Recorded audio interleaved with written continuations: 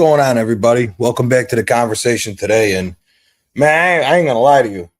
I just had to go smoke me a blunt because that was fucking dog shit what we just watched. I mean, Jesus Christ. How bad do we really have to be when we play, man? Unbelievable. Unbelievable. Bayern getting a 2-1 win. Listen, Vinicius Jr. missed, Mbappe missed. The tie's not over, but going back to Germany, I think it's going to be a tough ask for Real Madrid to go and try to get the win over there. But you never know when it comes to Real Madrid in this competition. But Arsenal, man, we are so lucky. We are so lucky that Sporting Lisbon tried playing out from the back the same way that Leverkusen did. Big up Macy. Big up Antonio.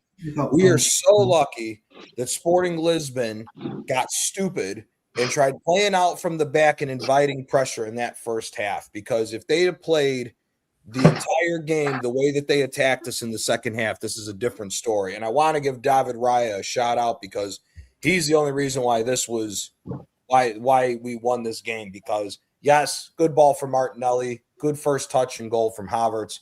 But what the fuck, man? If it wasn't for Raya, they'd have blew the doors off of us. They'd have blew the fucking doors off of us. So what did you guys think? Macy, what did you think of the game? Well, salute Macy, salute Gianni. Yeah, big up Antonio. Firstly, Gianni, it was embarrassing. I mean, I cannot believe we were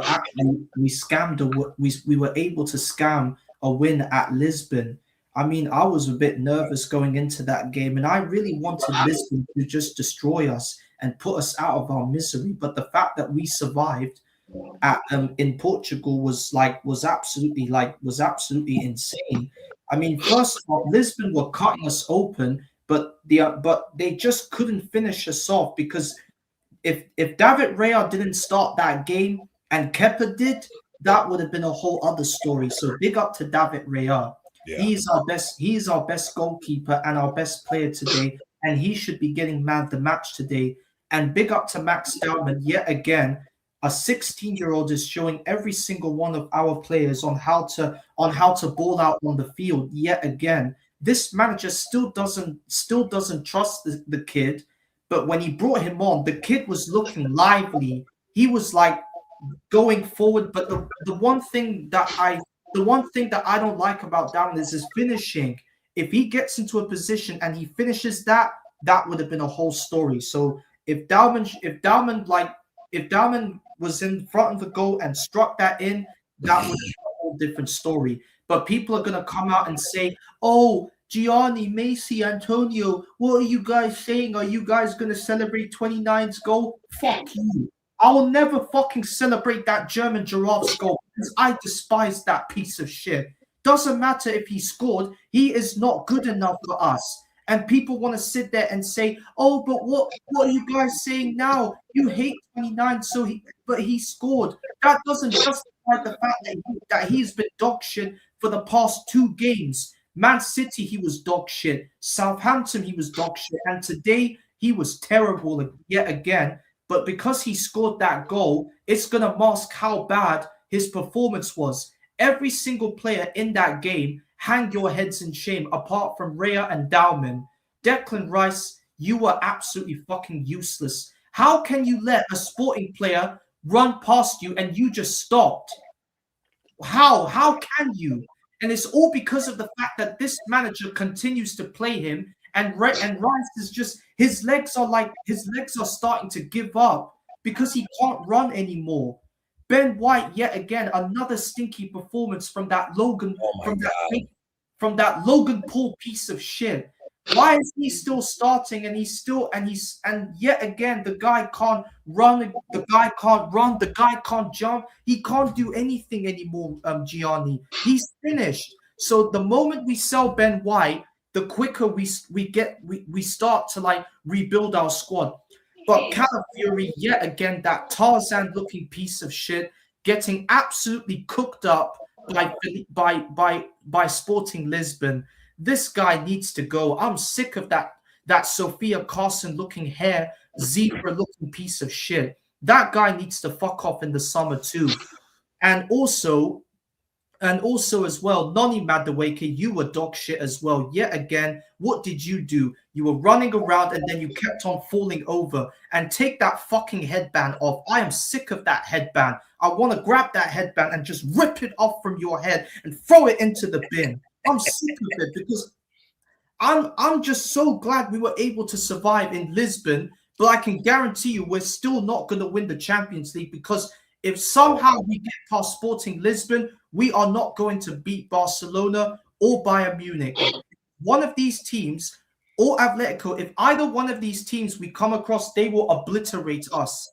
It's over. We are not winning the Champions League. And Bournemouth on Saturday, they will be laughing at us, because even though we got a decisive winner, Bournemouth will be up for it because they now know on how to exploit our weaknesses, the same way Sporting did tonight.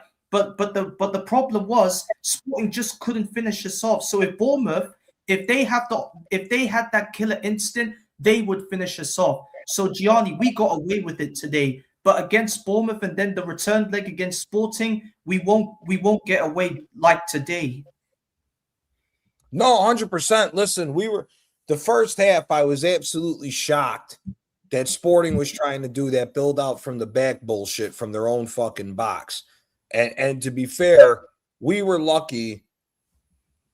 They were lucky that we didn't get a hold of anything from some of the turnovers that they were creating, which shows how bad our fucking offense is. Because the fact that we were picking up the ball, we're in the positions that we couldn't even create a fucking chance, was a disgrace, if I'm being quite honest with you. Odegaard, fuck. Fuck Odegaard, fuck Odeclap. He's Oda bitch. Trossard too, Johnny. And you know what else was embarrassing, Gianni, was the fact that Sporting's manager was chilling in the touchline. He wasn't even doing. Yeah. He wasn't. I don't even see. You know what? I don't even give a fuck about that, because I'm the last person that can say anything, because I got Conte as a coach and he screams like a fucking retard, just like Arteta does on the sideline. But I mean, at the end of the fucking day, the fact that Sporting was handing you the opportunity to blow the doors off them and end this game to end this tie in the first half. You can't take advantage of any of the opportunities that Sporting gave to you with all the turnovers they did.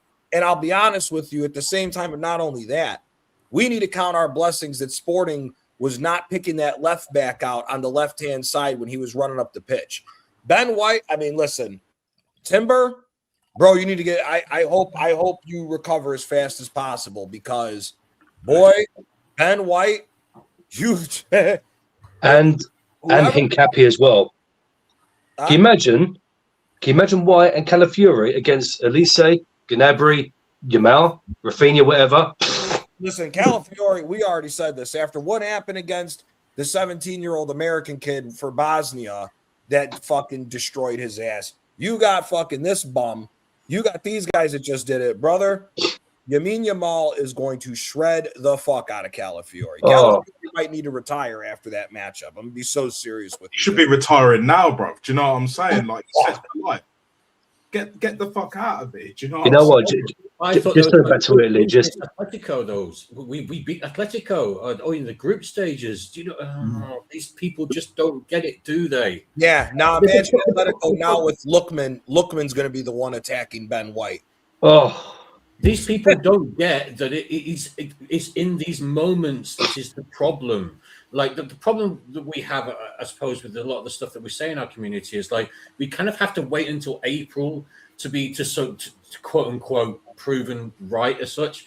And it's kind of like this is the thing, like, because you can't really prove it to these people before that, because the point of the whole thing is that when it gets to April, when it gets to May, when it gets to the high pressure fucking moments, he can't do it. And then we have to kind of, we predict this, and then we have to wait, and we have to wait, and we get fucking proven right again. Exactly. And I know we've won the game. I'm not trying to be like overly like negative about the game, but bloody hell, we could see there's issues there, and bloody hell, we can extrapolate that out to having fucking Yamin Lamal fucking running along the wing. Can you imagine playing Barcelona Can you imagine playing like that against Barca or Atleti? Do you know what I mean? Like, honest question for the panel. Honest question for the panel. And I'm not even going to pick the best one, but he was one of my favorite guys at Arsenal. If you take out Martin Odegaard and you have Alexander Hleb as the guy who keeps getting the ball from that 15-minute period where Sporting Lisbon kept turning the ball over in their own between the final third and halfway through. I mean, the problem was at the end of the day was Sporting Lisbon gave you an ability to attack on a platter, and we couldn't put fucking 5 passes together.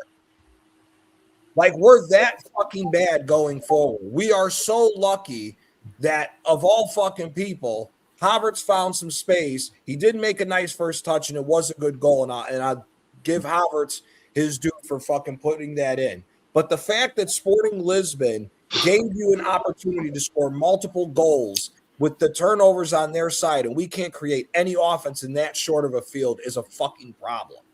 Do you know what it was, Johnny? Yeah, I've got to say this, and big up for having me on back once again and all of that. For me, Sporting had a chance in the first 5 minutes. Yeah, I predicted us to lose 4-0, so I got it wrong. Well done, well done, Arteta-inners. Well done, over positive. I said 2-0 now. Yeah, do you know what I'm saying? Yeah, I said 3-1. Whatever. For me, the point is, it doesn't change nada. It changes fuck all, jack shit. Because in the first 5 minutes, their left back was through on goal with an amazing Travella from their centre back, by the way. If that goes in, that's a different game. Let's not get it twisted. That's a different game. Bro, when that left back mishandled the ball and put it out of play, when he had the striker wide open in the middle, when he put it out of play in the first half, he puts it through on goal. It's fucking, you're down already.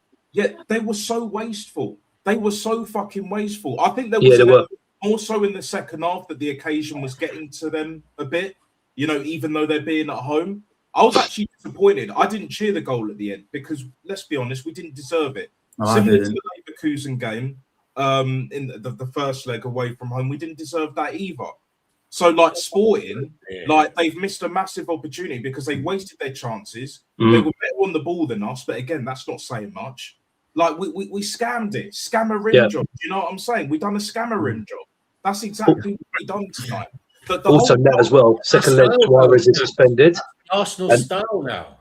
That's what the problem. My massive problem with this football club is the scammer rim stuff. Is the Arsenal style now? Arteta's style. It's Arteta was pacing up and down. He was pacing up and down that fucking dugout, bro. He's never in his fucking dugout because he's a fucking lunatic. You know what it is, yeah? This is exactly what it is. He's living vicariously through these players because he knows deep down, as insecure as he is, that the truth is staring him in the face, looking back at him right in the mirror, yeah? He was a bang average footballer at best, average at best settings, Kevin Samuels and all of that. That free kick that he scored against Villa or whatever it was. Do you know what I'm saying? Yeah? Like, these players, yeah, you can't expect much because they've been running to the ground. But this manager, bruv, the fact that Dowman came on like with 15 minutes to go, I don't care what anyone says. Yeah, Havertz got the winner, cool. Martinelli did well, cool. But Dowman was still man of the match for us. He's still our best player. Even in that 15-minute cameo, it showed every time he got the ball, he caused problems. He's still the most talented player. Fouls. All this money spent. You know, with limited service as well. Gyökeres didn't get much service tonight. No. Yes, he should have done more. Yeah. But even then, it's just like he had one shot after an hour, and that was pretty much his only shot. It's embarrassing.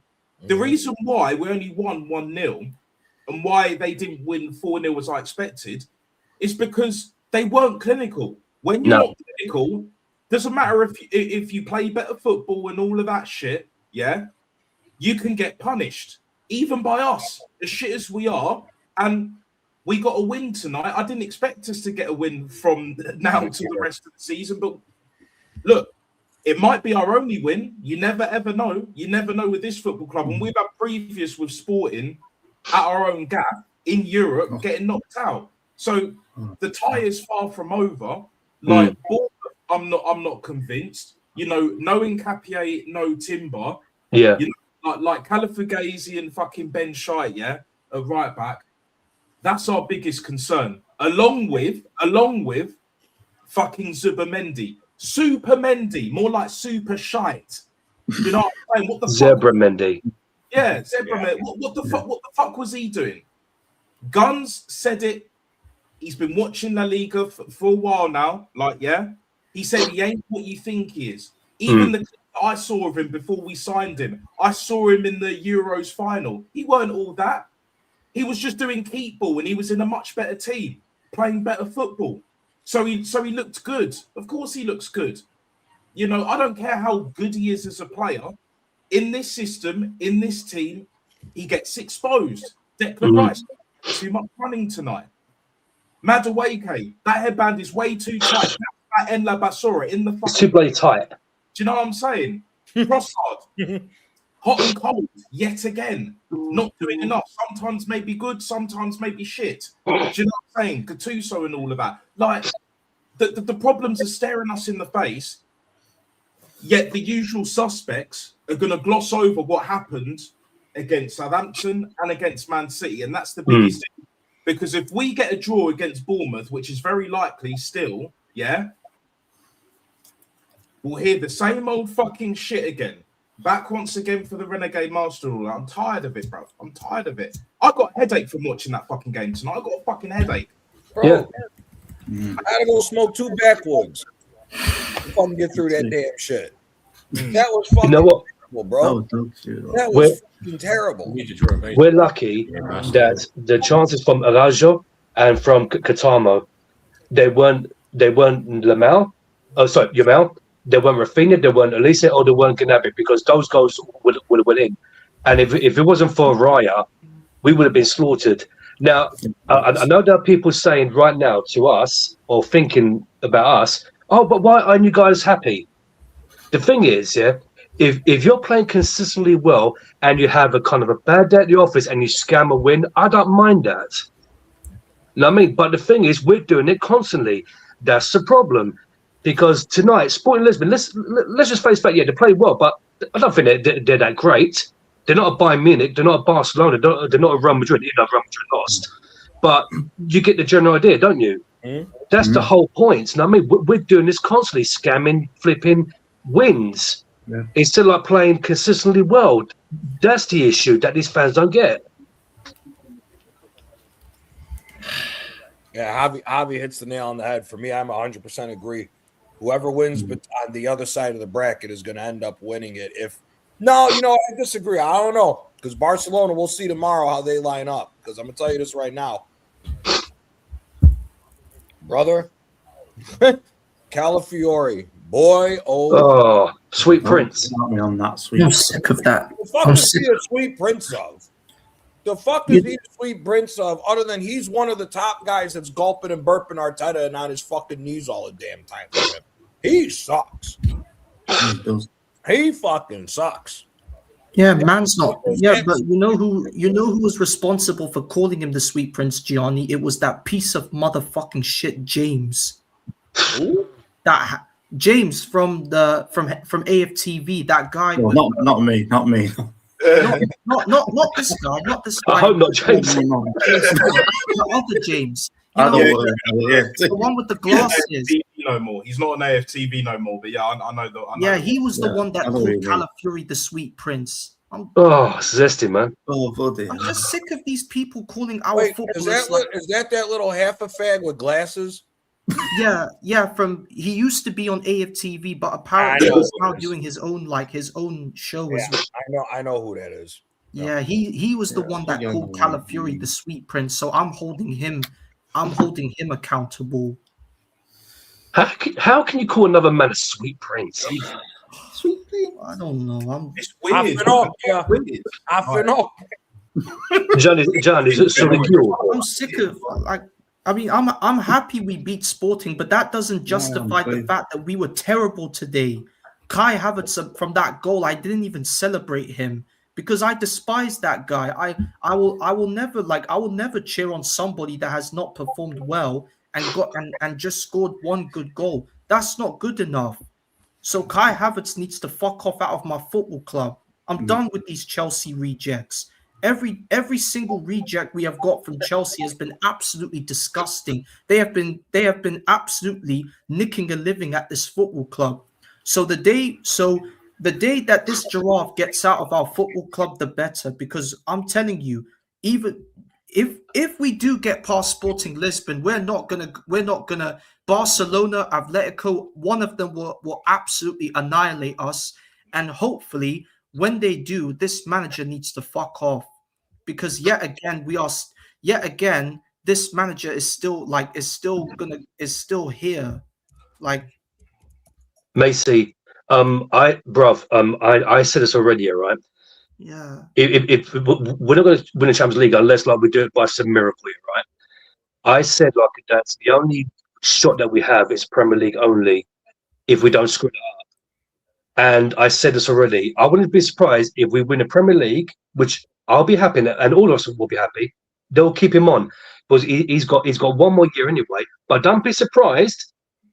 God forbid, there's an extension somewhere ready to be signed.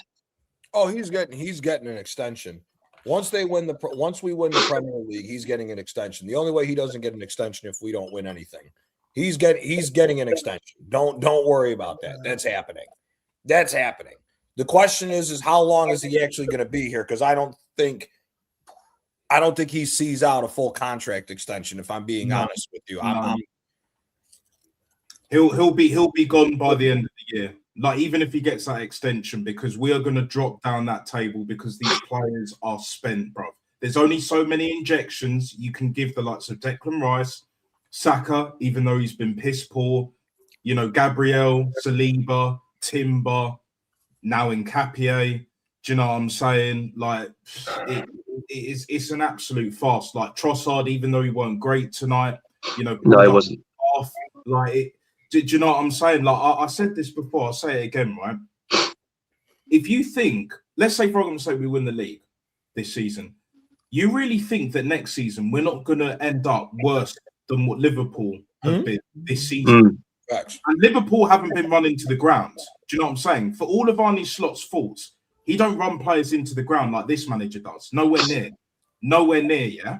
We will be mid-table by Christmas, and I'll be amazed if we're even 6th or 5th by Christmas. Do you know what I'm saying? So if he doesn't get potted by the end of this calendar year, he'll probably be potted at the end of the season or close to it. Do you know what I mean? Like, he doesn't have that much long left. I'm counting down the days, bro, because I'm sick of watching this football. We got away with it tonight. We scammed a win, but you can't keep doing that. You can't keep consistently trying to grind out results when you don't deserve it. You're going to get... that motherfucker was playing for a draw. Let's be honest here. Yeah. That cocksucking motherfucker was playing for a draw, took a roll of the dice, and got lucky that one of them fucking subs ended up scoring a goal. First of all, the fact that Max Dowman didn't come on till he did was a disgrace. Number one. Number two, I hope Odegaard's fucking hamstring snapped so that this motherfucker doesn't play for this team the rest of the fucking season. He is dog shit. He is fucking dog shit. If Odegaard was a sidewalk in whatever city he'd be in, I wouldn't let my dog shit on him. He's so fucking bad. He is fucking terrible, bro. I know. Sideways passing the whole time. The whole time, sideways passing. Running around for no reason. Did you see him trying to do salsa moves in the fucking middle of the park when Madueke tried dribbling in? He did like a quick run and step motion. It's like, bro, what the fuck you doing? How are you a professional player and you're this fucking shit? How does it happen? And of all, you end up on our fucking team. Like, bro, this shit is ridiculous. He's got to stop playing. First of all, we have no counterattack. We can't even counter the ball because as soon as the ball, you know who Odegaard is? Odegaard is the non-binary hair flick dickhead version of Gattuso without any fucking grinta or no tenacity at all whatsoever. Just like how it was back in the day with Milan. As soon as Milan passed the ball to Gattuso, offensive plays over, pass it back, start all over again. It's the same thing with this piece of shit. How can I describe you? Exactly. How can I describe you? You know who Odegaard Odegaard I actually get looks like? He looks like Homelander with that fucking hairstyle. And if the real Homelander was here, he would fuck this guy I up. don't know if you guys will get this joke in the UK because I don't know how many of you got it around. Martin Odegaard looks like the typical Subaru driver. Odegaard looks like the typical fucking Subaru driver. You don't know what he is. That's an it. Odegaard is turned into an it. All I know is that piece of shit should not play a single fucking game again. I don't care if you have to risk Havertz as the number 10, or if you gotta risk the 16-year-old to play Martin Odegaard. This motherfucker, Martin Odegaard, is straight up dog shit. Straight up fucking dog shit. This motherfucker should never play for this team ever again. I called him. But Gianni, not only Odegaard, Trossard as well. The amount of times, why can't this guy just take a shot? Because at one point he gets the ball, and then when it's time to shoot, he just stands there, and then what does he have to do? He has to pass it back and start again. I'm sick of Trossard now. Yeah. At one point, I rated him as my baller, but now I don't even recognize him. Guy looks like Macy. I'd rather put him in the middle. If we're gonna play a 4-2-3-1, big up Views, big up E-Ross as well. But if we're gonna play a 4-2-3-1, at this point, I'd rather fucking start Trossard in the middle just to keep Odegaard off the fucking pitch. I should agree. Yeah. He's fucking dog shit. He is dog shit. If you tell you need somebody to dress up like they're directing a fucking airplane to land to tell Odegaard which way to go. He is fucking shit. Yeah.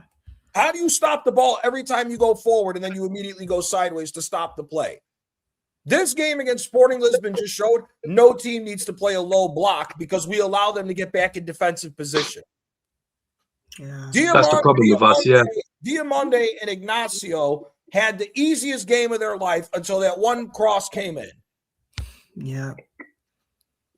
Don't be surprised if Odegaard has a good World Cup. We were going to lose. We did all say we were going to lose. But at the end of the day, if you're coming here to try to say, oh, we fucked up, listen, we got it wrong. Thank God we won. But it was a terrible fucking performance. Yeah. And if you think it was a terrible performance, and sorry, you're just as No. In my defense, on Jez's channel, I said there was a possibility that we could lose. There's a difference because of the way we've been playing lately. That's what I said.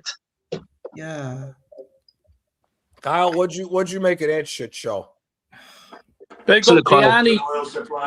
Sorry, Johnny. More secure threat of Iranian ships. What a terrible fucking game. Fuck me. 1 second, Johnny. Fucking York. Big up, Gianni. Big up to the panel. Big up to Kyle. the cast. Big up, Kyle. Big up, Kyle. Gianni. I'm fairly emotional. And I tell you the reason why. I am 41 years supporting Arsenal Football Club. 41 years. Mm-hmm.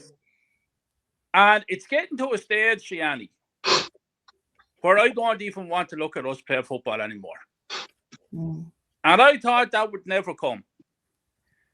One of my apart from my daughter, the second most important thing to me was Arsenal, after my family, Arsenal Football Club. Mm-hmm. And I've watched 95% of the games throughout the 41 years of being an Arsenal fan. And I can genuinely tell you that I am seriously thinking of ringing Sky tomorrow morning and telling them to cancel my prescription. I am absolutely sick to death watching this fucking shite. I'm paying out over €100 a month for Sky to watch that crap. People have paid serious money to go over to Portugal to watch that game tonight. Serious money to watch that. Mm-hmm. Every single fan should be handed back their money from the football, from the players and the management. Yeah. It is disgusting. We have Odegaard, the captain. He's had to be substituted more times than that I'd rather not talk about. And he's supposed to be the captain of the club. He gets the fucking ball. He's almost centre back when he gets the ball. And then he's turning and twisting and tipping and tapping and then passes the ball sideways. He's a fucking joke. He's an embarrassment. You have the players run into the ground. You can see clearly that they're all worn out. It's like the army. It's like the army. He's forcing the players. You see him there and he's telling players to get back. Players are not able. Players are playing injured. And we're going to suffer on Saturday against Bournemouth. Trust me on that. This Saturday. Kyle, in all the years that you've been watching Arsenal, if you were to rank the 10 shittiest performances that you've seen from Arsenal, would all 10 be from this season? This is the worst I've ever seen this season. It is the worst football I have seen. Some fella wrote in on the League Under show there earlier. Which is the worst football? This football or the football under George Graham? Well, obviously he didn't see us playing under George Graham because we went one game away from being undefeated under George Graham. We won European competition. We won league titles. We won domestic cups under George Graham. This is fucking shocking what I'm looking at.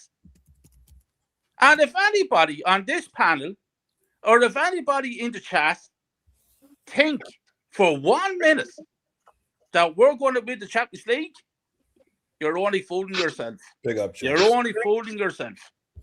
We are winning no Champions League under this fucking manager. Mm. We grabbed that result tonight. It was a great goal from Havertz. I will say that. Ice cold. But this is where it stops. Barcelona, Bayern Munich, any of them will destroy Arsenal Football Club. Destroy us. California is a donkey. Saliba is not himself. You know, Ben White, donkey. That matter week, he drives me fucking insane. Odegaard, useless. Trossard, useless. And I've been saying this, and I know he has his fans and all that. I'm against him. I think that fucking I can never pronounce his name. Yorkeris, whatever the fuck his name is. I think he's fucking useless. And the people said they're not playing to his strengths, not playing to his. He's a fucking bang average football player. Bang average. 100%. So I'm telling you now, gentlemen, we're not winning no Champions League. And I'm telling you that Bournemouth will fucking do damage to Arsenal on Saturday. This is all going to catch up with us. Trust me on that. And we'll be talking on Saturday because there'll be a lot of people very, very angry come Saturday night. Gianni is disgusting. We got to win. Yeah, fair enough. We did. We're not winning no fucking Champions League. Forget about it. They're fucking dire. They're dire. No way, I'm telling you, I'm getting Sky out because I'm not sitting down here next season to watch that fucking shit anymore. I'm sick to fucking dead of it. Yeah, no, 100%. And listen, I'll be honest with you. I wouldn't be paying nothing to Sky to watch that shit. I'd be fucking finding a way on how to scam the streams and everything else. Yeah. Big up to the Godfather. Big up to the Godfather. Jez. Godfather Jez. Salute. Jez, big up to you. Appreciate your time as always, my friend. What'd you make of that shit show? Well, it's pretty much what we said earlier, isn't it? Yeah. You know what I mean? Yep. What changed? It's the same old shit show. Let's get it right. We scammed it that tonight. We scammed that. Yeah. The way it was going, it was going to go for a 0-0. And I thought, yeah, I called it. I did say it was going to be a ball draw. I did predict a 1-1, but we sneaked it over the line and we move on now back to the Emirates and hopefully we get it over the line. But the problem is what I saw tonight was a shambolic display of football. I saw no constructive ability to take down Sporting Lisbon. Mm-hmm. It was shocking. It was embarrassing, and it's exactly what we said earlier on tonight, right on Rashid's show, and it was the same thing. You know, I mean, we keep going down this rocky road. And let's put it right. Yeah. We ain't going to beat the likes of Barcelona or Bayern or PSG playing like that. No, absolutely not. It was an embarrassing shit show. Again, we had to rely on a 16-year-old kid to come on, right, and try and give us a bit of impetus, right? Because at the end of the day, our players are fucked. Yeah. What did our captain do? What did our captain do? Oh my God. He Nothing, did Jez. absolutely fuck all. Jez, serious question for you. Who is, outside of Odegaard, who is the worst number 10 that you've seen in an Arsenal jersey? And to take it one step further, the amount of times that Sporting early on in the first half were trying to play out from the back and kept turning the ball over. They were giving us a shortened field to create goal-scoring chances, and he couldn't do a fucking thing with that short of a field to be able to try to create a chances. Is there any number 10 that's whoever the next worst number 10 you've ever seen in an Arsenal jersey besides Odegaard? Do you think they would have been just as shit as not creating in that short of an area? Because that was abysmal. That the amount of turnovers we had to work just in their final third and not even get a shot off, it was an absolute travesty. I think I've got to be honest with you on this. Odegaard is probably the worst number 10 I've ever seen in my life. at Arsenal. Seriously. I mean, he's absolutely dog shit. Right? He's absolute fucking dog shit. The only thing you can do with him is paper a plastic bag around him and put him in a dog bin. Right? He's that bad. He's awful. He don't do nothing. I said it on Rusty's earlier. He'll be hiding again. He'll be tipping it sideways, passing it backwards, tipping it sideways, passing it backwards, and that's all he does. Right? And yet this manager, every sodding time, brings him back in to the team. Every fucking time. And he brings nothing to the party. Nothing. And you think that some of the number 10s we've had at this club, right? It's an embarrassment to that man to even play in that position. It's shockingly embarrassment. And surprise to surprise, we had to rely on Havertz to score the goal, right, to get us out of the shit. Yep. Now, I know there's going to be a big melting down tomorrow going on about the goal is disallowed by Zupermendi. He was clearly offside. Yeah. Gyökeres was clearly offside. Yeah. You cannot be up in that offside position, come back onside and play the ball. Yeah. Never going to happen. Yeah. 100%. Absolutely 100% correct decision by the VAR referee, whatever. And people are going to wet their knickers over that one tonight, I swear. But the thing is, right? The thing is, we're in the depths of the quarterfinals of the Champions League, and we're playing shit like that. And you think, and people, what was it? I watched a little bit 5 minutes earlier. Fucking Eagle. Like his title, Arsenal Arteta Masterclass. You having a fucking laugh? They never learn, Jez. They never. Are you having a fucking laugh? Arteta Masterclass. Where was the masterclass? Well, I swear down, right? Go back and watch it because he was getting absolutely raped in the chat. The chat were taking him to pieces. What are you talking about, you twat? Blah, blah, blah, blah. All this, all that. Yeah? And, you know, I'm thinking, what game were you watching, man? Or did you actually watch the game? Jez, he fancies him. That should be called haram, but I keep saying this. love for individuals. That's the problem with this zesty fan base. Yeah, but still. And the thing is, what makes me laugh, right, is the flip-flops that come in and out of chat.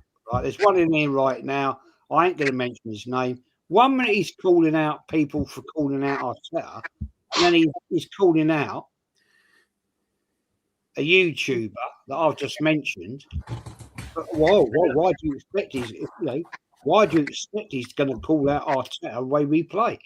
Mate, don't sit on the fucking fence, fella. Say what you think, right? Exactly. Stop bullshitting, right? Because you're as bad as them lot. They're bullshitters. They're liars, right? They ain't got anything that they can cognitively say about Arsenal. No, they can't. And again, you just said it perfectly there. He's the worst number 10 that you've ever seen in an Arsenal jersey. And again, how many times I think, just remembering it, I can count 7 times where we got the ball halfway in their own half and we couldn't even figure out a way to get a shot off on goal.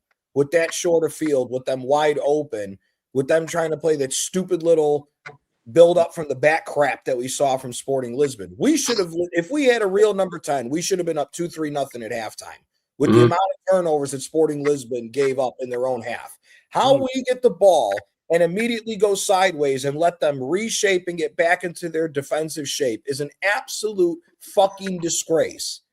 First of all, it's a disgrace to anybody who plays the damn game, because everybody knows if you get a quick turnover, attack fast. Attack fast. They're wide open. You can produce something out of this. Hell, take a shot at the freaking goalkeeper from a long way out. You may get a rebound shot if you can't settle the fucking goal, if you can't settle the shot down. I mean, just simple fucking shit would make this better, but this is just one of the worst. That, in all honesty, I don't know which performance is worse. I'll just say this, and I'm going to shut up, right? And listen to the rest of the guys. That win tonight,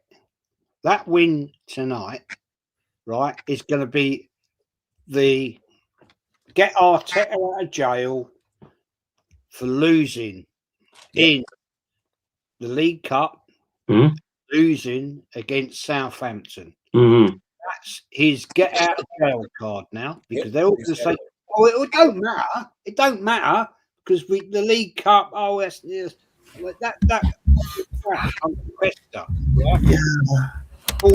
Bald-headed little twat, right? Who says, well, it's only worth 100 grand. It's not about the money. These people, I see somebody ever put up something on Instagram, right? It's 100 grand the team get for the League Cup. Who gives a shit, right? Arsenal don't need that money, right? It's the silverware you want. The FA Cup is worth, like, I don't know, a few million. It's 7 million, I think. There you go. Well, whatever it is. Yeah. And then you got the Premier League is worth this much, and then the Champions League is worth this much. It's not about money. It's about winning silverware. It's about putting it in your trophy cabinet. It's about the bragging rights to say we won the Premier League, we won the Champions League, we won the FA Cup, whatever. 100%. Yeah, exactly. These people are just full of fucking bullshit. But what that did tonight, right, is going to give more energy to the absolute wet wipe Arteta supporters. I guarantee you tonight, right, I don't watch AFTV, right, I don't watch it. I guarantee you the likes of that smug little shit ass I called out last night, right, Jiv Dan, you'll be giving it the big large tonight. Do it the big large, right? And you're going to have fucking judges, right, who I called out last week on his show, yeah, being a fucking flip-flop, right? You're going to have all of them giving it all the big mouth now. Well, you know, when we go back to the Emirates next week, and all this and all. Yeah, well, you know, it was a tough day out at Sporting Lisbon, but yeah, we can get it over the line, right? Because this is what they do. Because they will look for any narrative, right, that will prove them that they're in the best position. Well, let's see what happens next week, shall we? Let's see what happens midday against Bournemouth. Yeah, Arsenal do lot night midday kickoffs. Jez, Facts. I said this before you came on the stream. I said that if we were playing consistently well, and tonight was one of those games where nothing was going right, bad day at the office, and we scammed the 1-0 last minute goal, fair enough. That happens. But the thing is, Jez, what's going on is that we are consistently playing trash, scamming wins, which, okay, fair enough, it's good. Okay, so win. If it's in the league, it'll be 3 points, whatever it is. But it's not sustainable, Jez. No, it's not. That's the difference that these fans don't get, Jez. You know what I mean? Like I said, if we were playing consistently well and we had one bad day at the office where we scammed the win, like I just mentioned, fair enough, I'd be like, you know what? It was a bad night, but you know what? We got the win. But it's happening constantly, and it's not sustainable. Mate, look, you've just got it totally right. Because look, at the end of the day, if you constantly thieve, lie, bullshit, scam, eventually you get caught out. And it's coming to the point this manager's going to get caught out. Right? It can only go on for so long before you're caught out, and then all of a sudden, all going to fall in your little castle, right? It's going to fall in your head, yeah, and it's going to be a fucking rocky day the day he gets caught out. I swear down, because I'd love to be there when the press is there and he gets the bin. He will get caught out and he will get sacked eventually. That's what we've got to grasp on, isn't it? Like he will eventually. There is a day where he will be gone. Yeah, and the thing is with Arteta, Jez, is the fact that he keeps coming out of his chair and he keeps on doing this all the time. Like, why can't he just sit down and just watch the game like what the Sporting Manager was doing? The Sporting Manager was just chilling out on the touchline. Take off his coat, Macy. Yeah. All Arteta does, he just stands around doing all of this. At one point, he was having a go at the referee, and big up to the referee for booking him, by the way, because if he kept on doing all of this foolishness, then he would have been sent off. So I'm glad the referee booked him.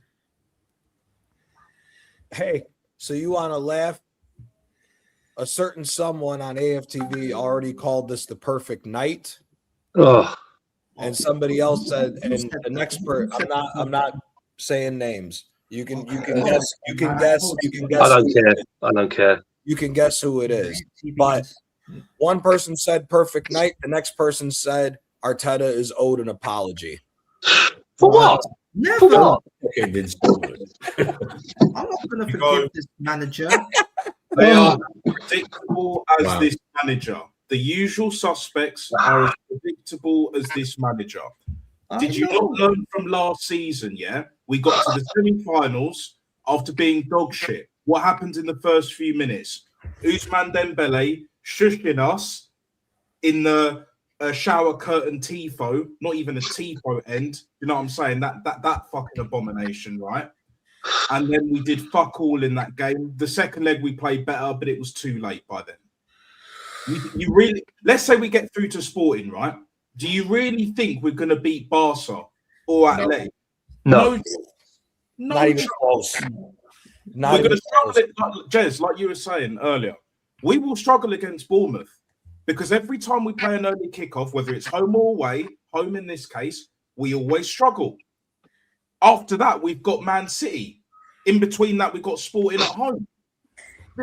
This is crunch time. We've already been we're already at the crunch time point, and we're struggling. One win where Sporting couldn't finish their dinner. and we were barely hanging on. Our defence ain't what it used to be. Like this manager is the luckiest manager in history. Forget sport, forget football. This is one of the. This has to be the luckiest man in history, because in no other sector, no other point in life can you be minted and be basically failing upwards. Do you know what I'm saying? Rewarded for failure, mediocrity, year after year after year. And like you were saying, Rob, as well, this manager will get putted sooner rather than later, because these players are beyond spent. This manager doesn't rotate. He's not. He doesn't rotate anything. He doesn't rest anything. And when he does, it's too fucking late. Like he's done this season. Yeah, he keeps scrubs on.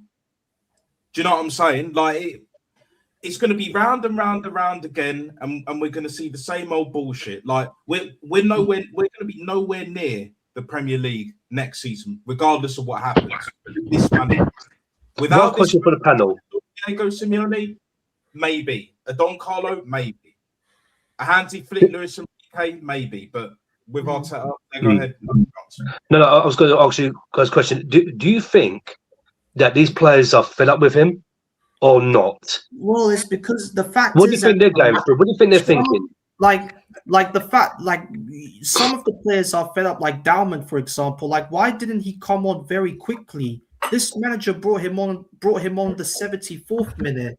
And he said in the press conference before the game that he didn't even want Dowman to play because he tried saying that Dowman put 90 minutes in and we don't need to rush him. That was his exact words in the press conference before the game. If we had put a couple of chances away early on in the game, I guarantee you Dowman would have never came on. Dowman would have never came onto the pitch. He had to throw Dowman on because he knew that if this game ended 0-0 or we lost, he would have got destroyed by everybody for not bringing Dowman on because of how shit creatively we were. There is no creativity to this team whatsoever. There is no creativity whatsoever. Madueke is going to kick the ball into the 10th row every time he touches the ball, or it's going to roll off his foot and go out of bounds. Odegaard, he doesn't even know what forward is. Zubimendi doesn't know what forward is. Yes, the goal that he did score, even though it was ruled off, was very, very good. But at the end of the day, the situation is at the end of the day is that the creativity was very, very poor. It's very, very poor. Listen, again, Havertz, very good goal, very good first touch. But at the end of the day, we got to see better than that. Again, everybody's talking about we're the best team. We should be destroying Sporting Lisbon, even if they are that good. But at the end of the day, dude, get the fuck out of my chat then, bro. I don't even know who you are. I was thinking, like, why are you live? What do you mean? What's that comment? Get out. What's that comment even mean? Do you know what I mean? Yeah. Someone block him. And Gianni, when Kai Havertz got that goal, I didn't celebrate because I knew we were going to scam that win. Because this is what we do. What are you banning for? Why do you ban Stricto? Because I'm not. Don't ban him. Let him reply. Let him reply. No. I'm too much of a hothead. It's more so because of me. I'm not dealing with bullshit. I don't call people out. If you don't like what you're hearing, you're live and all this, brother, that's not my problem. Focus on your live. Why are you jumping into my chat? No. But I checked the channel. It's a fake account. It's not Stricto. Okay. Fine. Oh, okay. Well, then perfect. But either way. And Calafiori getting absolutely nutmegged and cooked around was absolutely disgraceful. Like, how can he get like? This is why we need to sell. We need to sell this Italian scrub, that Italian Tarzan in the summer, because I'm done with him. I just don't know what. I just don't, because people want to say that. Oh, but Tierney is injury prone. Like, is that an excuse? Because Calafiori gets easily injured as well. So, like, this is why I despise our fan base, Gianni, because they come out and they say that Tierney is injury prone. But look, Calafiori is even more is also another injured player, because this manager rushed him back again, and he was all over the place. So this is why Arteta always relies on his favorite players, because this is what dickhead does.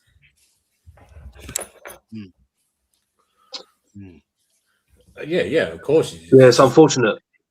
we know his default settings, and this is kind of why I'm saying kind of like, oh Jesus Christ, do we have to go through another year of this? I mean, it's like, okay, yes, he's done well to get us back challenging and all this kind of stuff that they say to us. Great.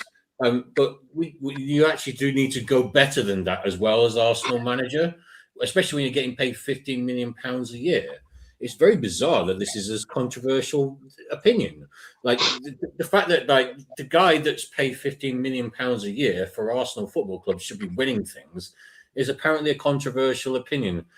I don't know, man. It's so tiring, and it's kind of like I'm just kind of like I just can't do another season of it. Do you know what I mean? It's just like it feels like fucking hell. Do we have to go through this again with this guy? Do we really have to go through this again? Honestly, man. Yeah. The fact that he was employed without any managerial experience just because he was a couple of years on the Pep is criminal in itself. Yeah. And also, there's still fans now saying, "Oh, but he's learning." We don't want the manager to be learning. No. Come on. I think he's had 6 years to learn. Exactly. I think every one of us here went to high school for 5 years and we learned. So after 6 years, he should be pretty much graduated by now. Yeah, I agree with that. Yeah. Oh.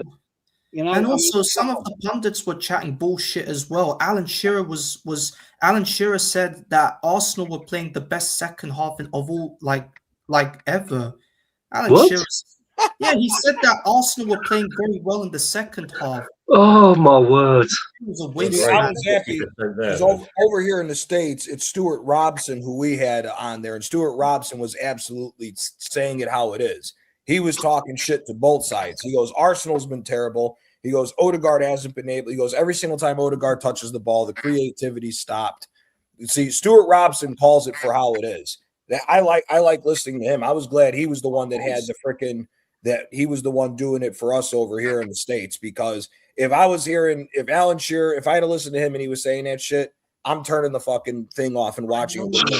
Gianni, over here on Irish TV, we had Kenny Cunningham and Shea Given doing the commentary.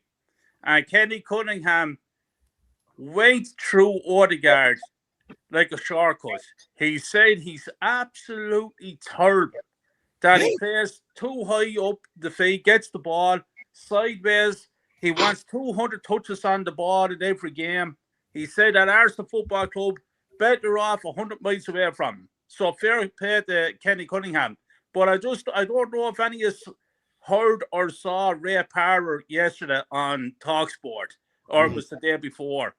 An absolute fucking embarrassment.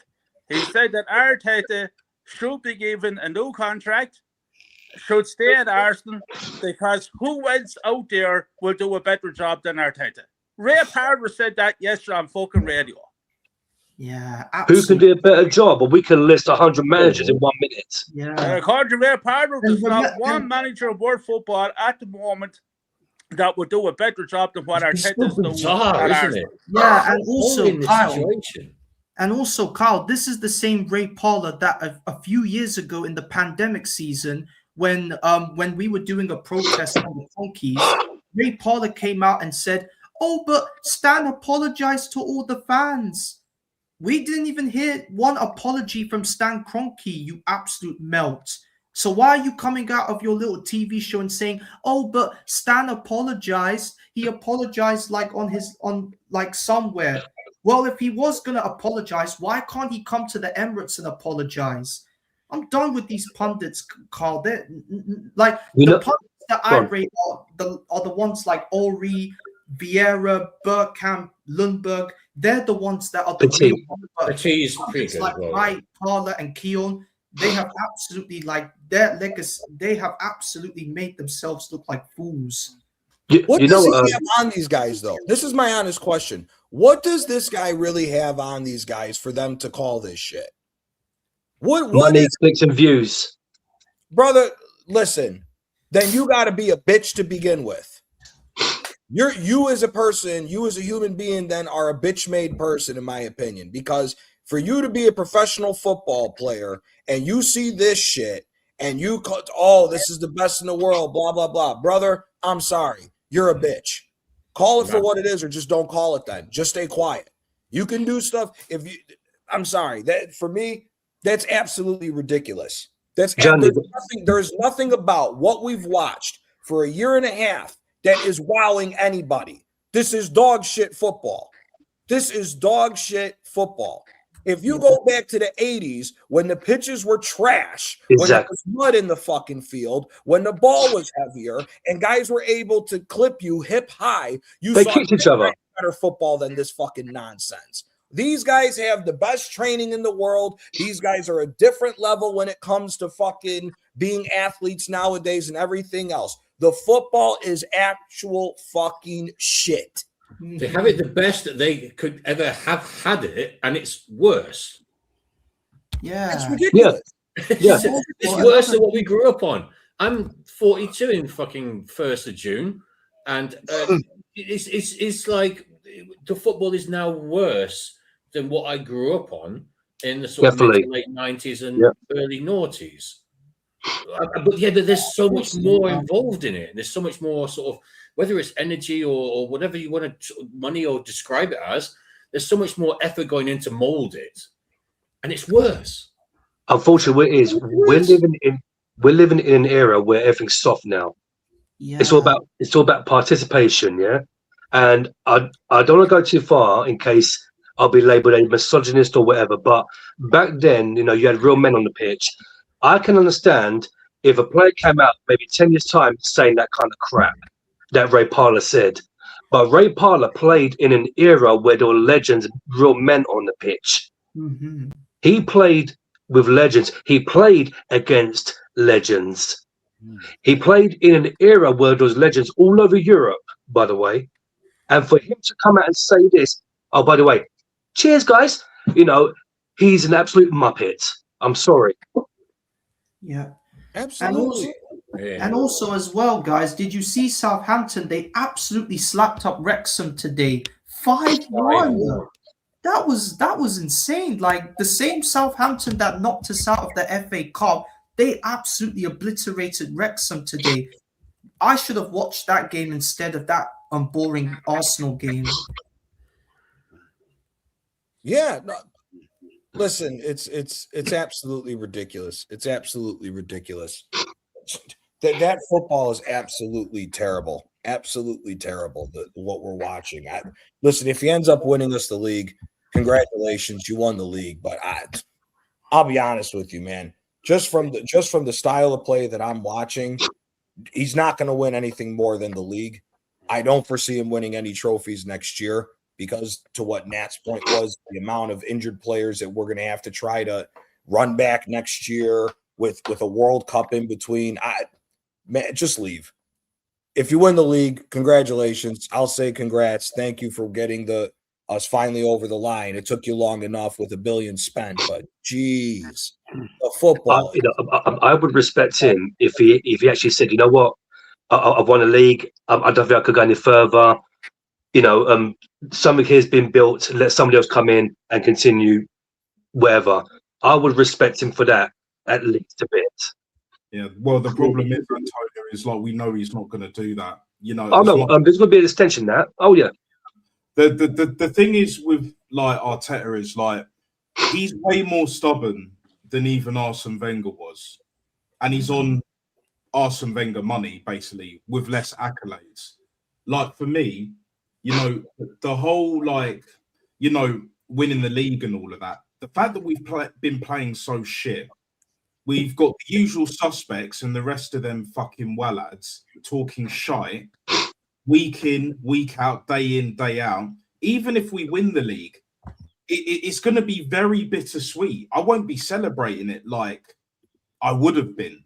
Do you know what I'm saying? Which is sad. Thankfully in my lifetime, I've seen a few league titles. Not many, but I've seen a couple. Do you know what I mean? So at the end of the day, right, he should walk, but that ego, that narcissism, that arrogance will always kick in. It's never on rest mode. It should be switched off, in my opinion. But for me, this manager is dusted. if he really cares about his managerial career, he would walk and position himself to get a top job. Maybe real Juve. quick, Nat, real quick, don't mean to come across you. Anybody who gets disrespectful to Jez or anybody else that's on the panel, get the fuck out and you will get blocked. Leave this shit alone. If you don't like what we got to say, don't fucking come over here. Yeah. And we don't care. He's all right, man. He's all right. He's all right. He's cool. He just likes to try and twist it and throw it about. You know what I mean? At the end of the day, he don't wind me up because he talks bullshit, right? And I don't care at the end of the day. I really don't care. And, you know, these people, right, can come out with their stupid comments, but they can't talk to me because I'd ruin them.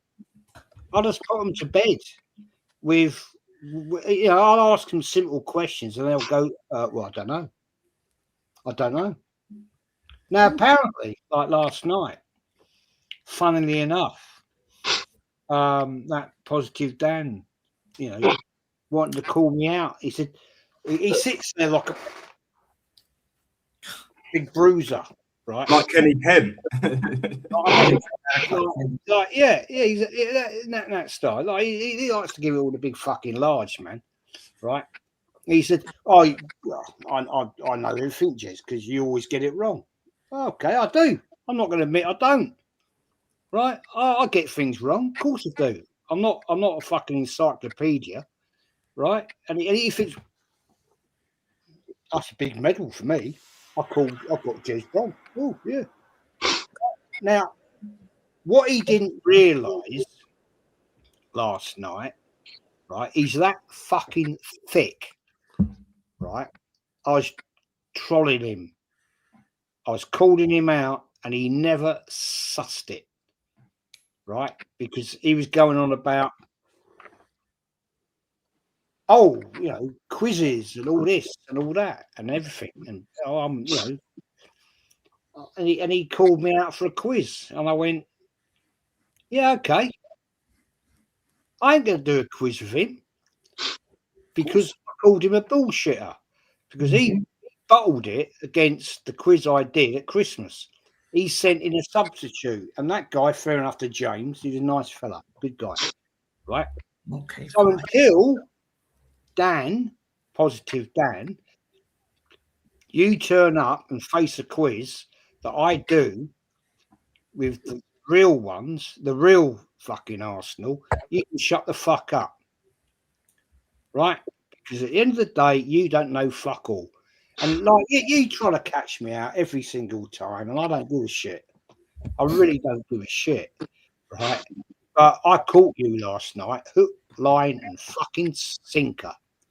Right? I owned you last night because you made yourself look a complete dick. Yeah. And at the end of the day, I played with you. All I did was play with you because at the end of the day, when I bet you £1,000, right? And I said, you ain't got £1,000. And you fell for it. You fucking fell in the fucking in the trap. And you said exactly what I thought you were going to say. Right? And I thought, here we go. Nice one. I've got you now. I've got you.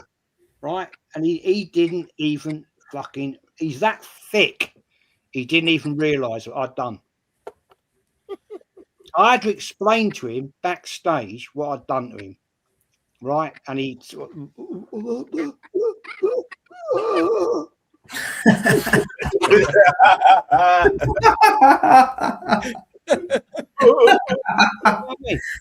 and then today he puts out, I find this fucking laughable, boys. I've got to tell you, right? He puts out a short thing, right? And he puts out this thing. Oh, Jez has got estates in France. No, I've got one. And it's not an estate, it's a house with a lake, right? And there's a little Muppet that comes in there every single time with him. And they're like, ooh, with their little emoji, laughing. Yeah. Okay. You want me to prove it to you, Dan? I'll prove it to you. Right? Because at the end of the day, he didn't like it when I called him out last night that you ain't got fuck all. Right? All you've got is your AFTV getting your little fucking check. Right? You want the big gig. You ain't going to get the big gig. Yeah. And the thing is with me, I can destroy people like that. Right? I can absolutely destroy people in a sentence. And he was so thick last night, right? He didn't even realise what I was doing.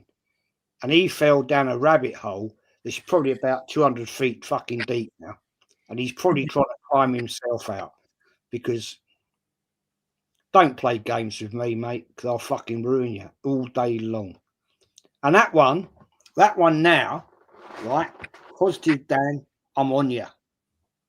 I'm on you all day long because now, right, I gave you my time on your show, right, to help you, and I shared it to my community, and you were getting last night 800 people in there watching you from me, right? You were getting like 100 and something people watching you. Gosh. Right? So now you can fuck off because next time I won't be coming on your show. You're a twat. You're a wanker. And at the end of the day, you try and make out you're the big boy. Well, if you're a big boy, mate, on YouTube, right, and you're on AFTV, how come you ain't got like 10,000 subscribers then? He ain't that big anyway. He's not got any shoulders. He ain't that big anyway. Nobody watches you. Nobody watches you, Positive Dan. You're a twat. End of. Jez, the thing is, like, he's a flip-flop because when he was asked about if we don't win any trophies, what manager would you want in? His answer was, well, it depends who we get in. It's all about Arteta, this guy. And also, his name, Positive Dan, all due respect, that's very generous. Negative Dan in my books. Negative. The thing is, mate, right? These people, they like to give it all the big, large talk, right? Like, Stricto and I, you know, we had a massive beef. Oh, that guy, yeah. Right? We sorted it out. And, you know, we had a great chat last week after Dan Potts's, and we come to peace, and we said, yeah, fair enough. Yeah, and Stricto said, yes, I'd like to get you on my stream. I said, fair, cool, okay, I ain't got a problem. Right? The fact of the matter is VDocs 65, mate.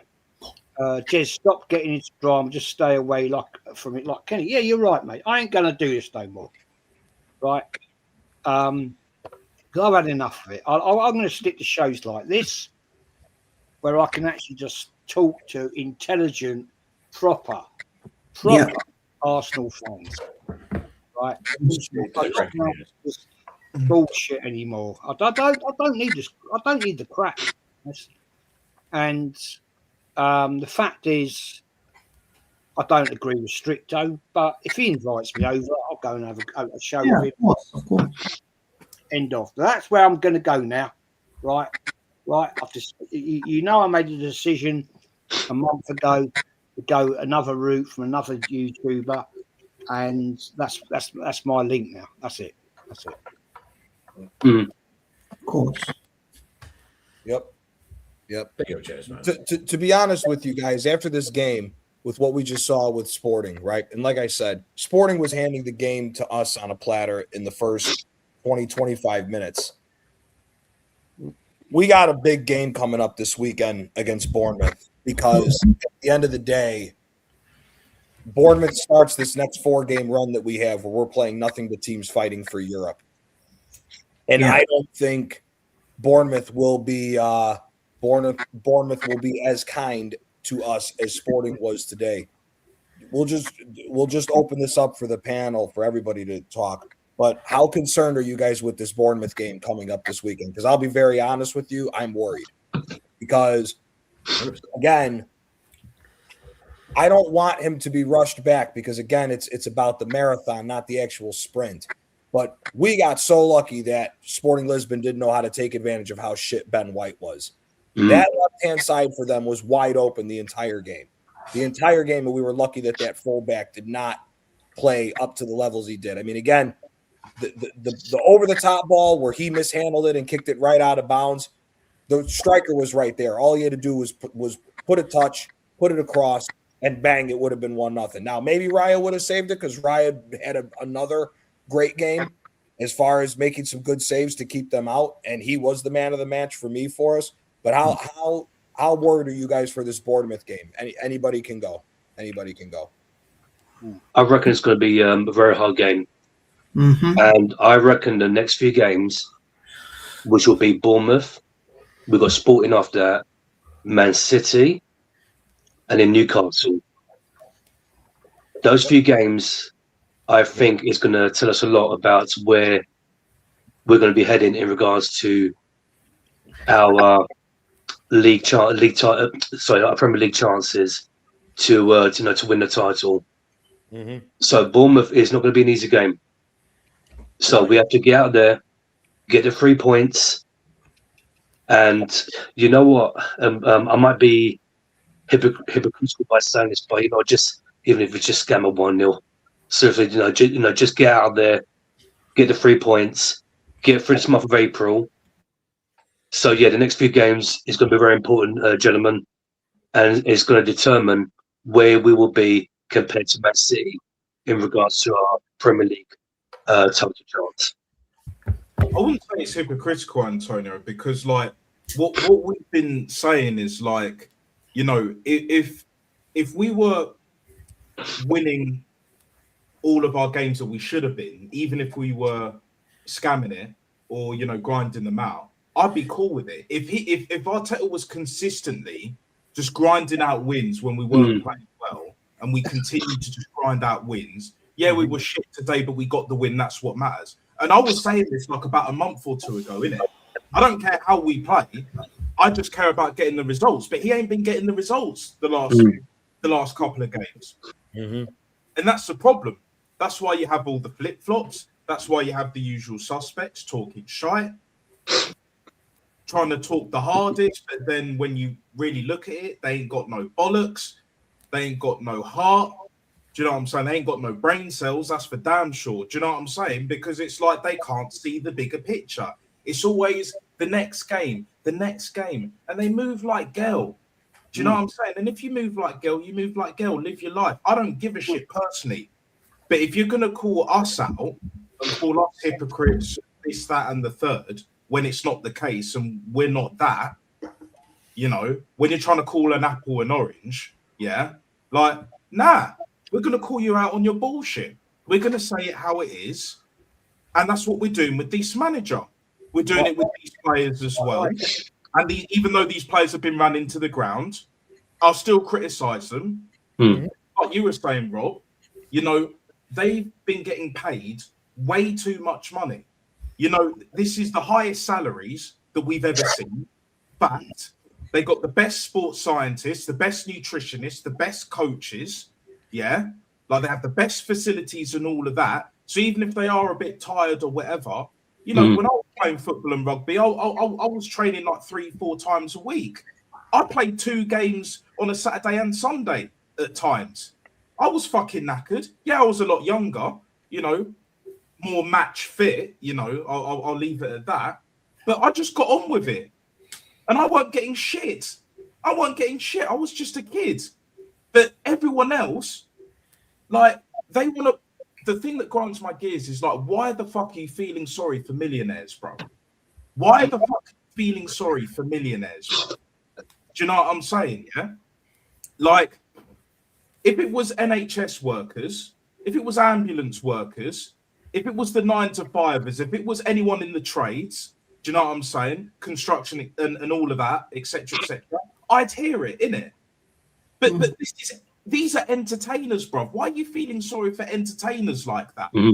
Why are you getting so immersed into the story, the narrative? It's all a bunch of bollocks. It's garbage. It's the unbelievable PR that does it. PR and sentiments. I want my team to win. That is it, yeah? This other crap that we keep hearing, I'm not interested. But they love that shit because they're so insecure and they hate whatever's going on in their lives. They're not being themselves. They're not authentic. It's not my problem that you can't be yourself. It's not my problem that you have to and that's what we have to deal with. That's what we have to deal with now. And like, there's so much. They've changed the face of this club. They changed the face of our football club. And when I go, like I said to you on the other day, when I go to the gym or when I go to a pub or a bar, whatever it is, the first time someone interacts with me as an Arsenal fan, they're like, oh God, they're just kind of looking down a little bit. Like they don't like the fact that you're an Arsenal fan anymore. There's a lack of, we've lost respect there. And we have actually lost respect as Arsenal fans and as an Arsenal fan base now. And this really kind of irritates me. And, you know, and it's because of these fucking Egal type idiots that have created this, because they've cultivated this idea of the delusional. Like that. So whenever you announce to someone that you're an Arsenal fan, whenever you just say to someone you're an Arsenal fan, they're just kind of like, oh, well, oh, he's another delusional one. And it's just very, very annoying to encounter that. And we shouldn't be encountering that as well, by the way. I mean, I grew up on being respected, and now we're not respected. And they want to turn around and say that the banter era is over because of Arteta. It's fucking amazing, honestly. It's truly amazing, honestly. I think Nat Star said there was absolutely bang on point. Right. If you were to take one of these professional footballers, right? I'm not saying just Arsenal, but anywhere, and put them into any job in a building trade, right? They got to be up at 6 a.m, get on site, get ready, get sorted, and work till 5 p.m. in all weathers. Yep. All fucking weathers. Yep. And you got to get that job done, right? They wouldn't last a month. They wouldn't last a day. Yeah, they wouldn't last a day. Wouldn't last a day. Half a day. I swear, they wouldn't last a month, right? I'm not, I did it for 45 years. I ran my own company for 20 odd years, right? And it was like, yeah, I do suffer now. The body's a little bit done now. Right, with injuries and everything like that, but these people are so out of the real world, right? They're paid million quid a week, whatever, right? And they can drive around in their posh cars, in their lovely, beautiful houses, with their own chefs at their houses. Their diet is such that it has to be bang on and all this. They wouldn't last a fucking month, mate. In the real world. Fuck right? no. You go and pop in, right? Let's I mean, my wife used to run a restaurant years ago, right? That's not an easy business either. Yeah, I went and worked as I'm not a chef. Like I can cook. I'm not a chef, and I went and worked with her because she was short, right, of people. I was just a prep. I was just like junior of the juniorest, right? And I said to her after a week, I said, I can't fucking do this. I said, this is proper fucking hard work. We were in that kitchen, right, 6:30 in the morning. Yep. Right, and she would be cooking breakfast, yeah, and then we'd be clearing down.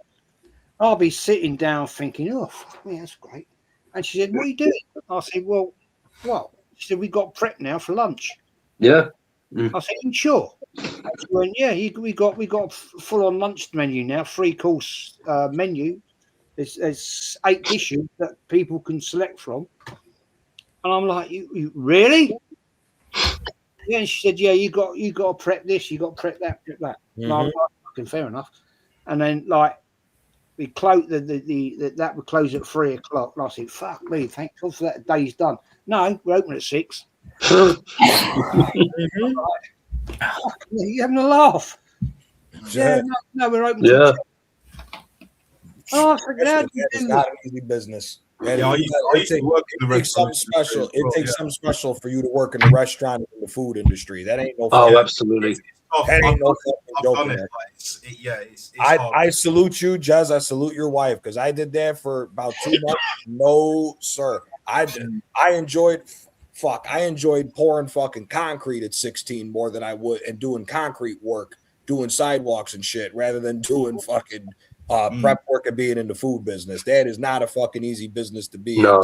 People don't realize, number one, I know we're getting sidetracked here, but number one in the food business, not only do you have to be good at what you do, what you can do at home, you cannot do inside a fucking restaurant, because the time frame you're allowed to cook at home is cut by you got to do that in a third of the time in order to do that to be a successful restaurant business. Not only that, that's one of those businesses where the old saying, you got to have money to make, you got to spend money to make money in that business. The shit goes wrong in that business every fucking day. It's always something. So at the end of the day, nah, man. Big up to you. Big up to your wife, Jez. Big up to you, Nat, for that. Because trust me, that type of business, ain't for me. Ain't for me. I'll work with these doing concrete, HVAC, plumbing, electrical. I'm not friggin' doing that. Screw that shit. I'll tell you a story. My father used to be a part-time chef in New Cross, and so he was on weekend. So he used to come home like literally 2 o'clock, 3 o'clock in the morning. Yeah. Plus he had another job as well, because his profession was a tailor, but at the time, typical Italian doing typical Italian, yeah. And so he was a tailor by trade, his true profession, but part-time chef. He did that for a little while, but then he gave up the chef after a while. But he works on weekend, like I said, till about 2 o'clock, 3 o'clock in the morning. One night, him and a family friend were, and all the other staff were like about to close up, get everything cleaned up, blah blah. Last minute customers come in, and my family friend, who was actually close to my dad, he got so pissed off. He was cooking the meats and everything, and also he gets some meat, slams on the floor, stamps on it and everything, picks it up, spits on it, throws it into the pan, cooks it, serves it to the customers. Oh, man. You talking about the New Cross down Old Kent Road? Yeah, Old Kent Road there, Jez. Yeah, my dad used to be a part-time chef down there. I think the place is called now. It's called. I think it's a Nigerian place now, but it used to belong to. It used to belong to like family friends back in the day. But now they gave up that trade. They gave up the restaurant business, and now I think it's a Nigerian place. I think. I wouldn't know, mate. I ain't been down there for way long time now. But yeah, I trained there as down New Old Kent Road as an apprentice, and there used to be a really amazing proper pile of mash shop down New Cross. Fucking proper that was. Yeah, I used to love going down there. Like good pie and mash. You put some effort into that, Jez. That sounds like that sounds like a damn good pie and mash shop, to be honest with you. You put a bit of effort into that. But you did then. Where is that? Sorry, in East London. Beg your pardon. Say again. So where you put a bit of effort into that pie and mash shop thing? Like whereabouts is it? Sorry, did you say? Well, I can only describe it to you. There's a massive pub on the Old Kent Road called the Kentish Drovers. All right. And we used to go down there to. It was probably nearer New Cross Gate. The New Cross. Southeast, yeah. Proper down Millwall territory. Yeah. It was a proper pie and mash shop. Yeah. And I can't fit the name of it now. I mean, I'm going back here now. When am I going back here now? Crikey. This would be round about. For you to rate a pie and mash shop to that degree, you put a real amount of effort into that kind of. I used to love it, man. I used to love it.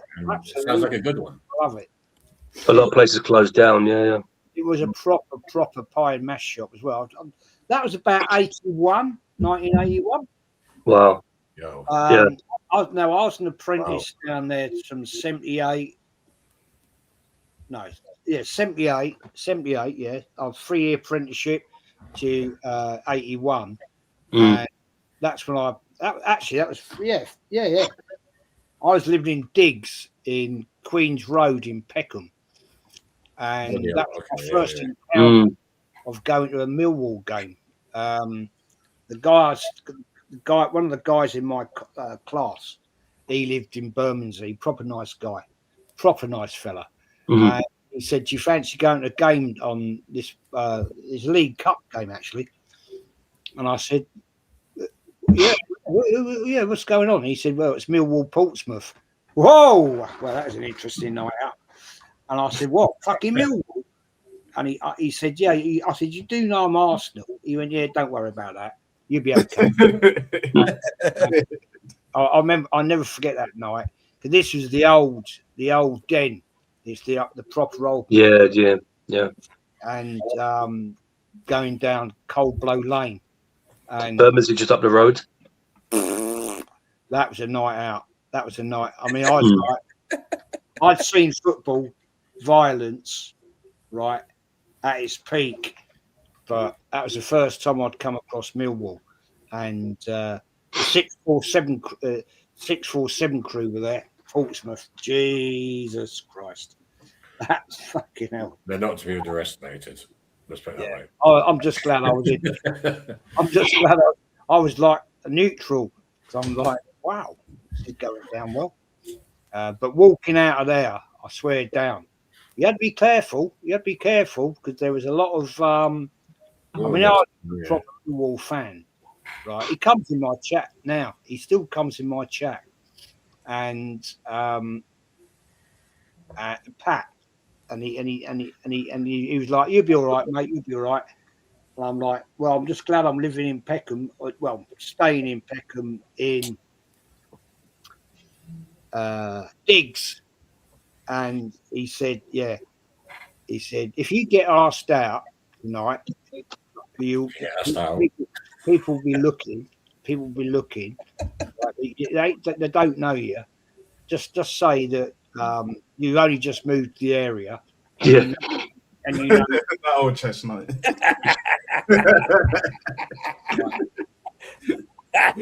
Scary. I'm not lying. It was fucking scary, man. No, I can imagine. Yeah, back in the day. Yeah.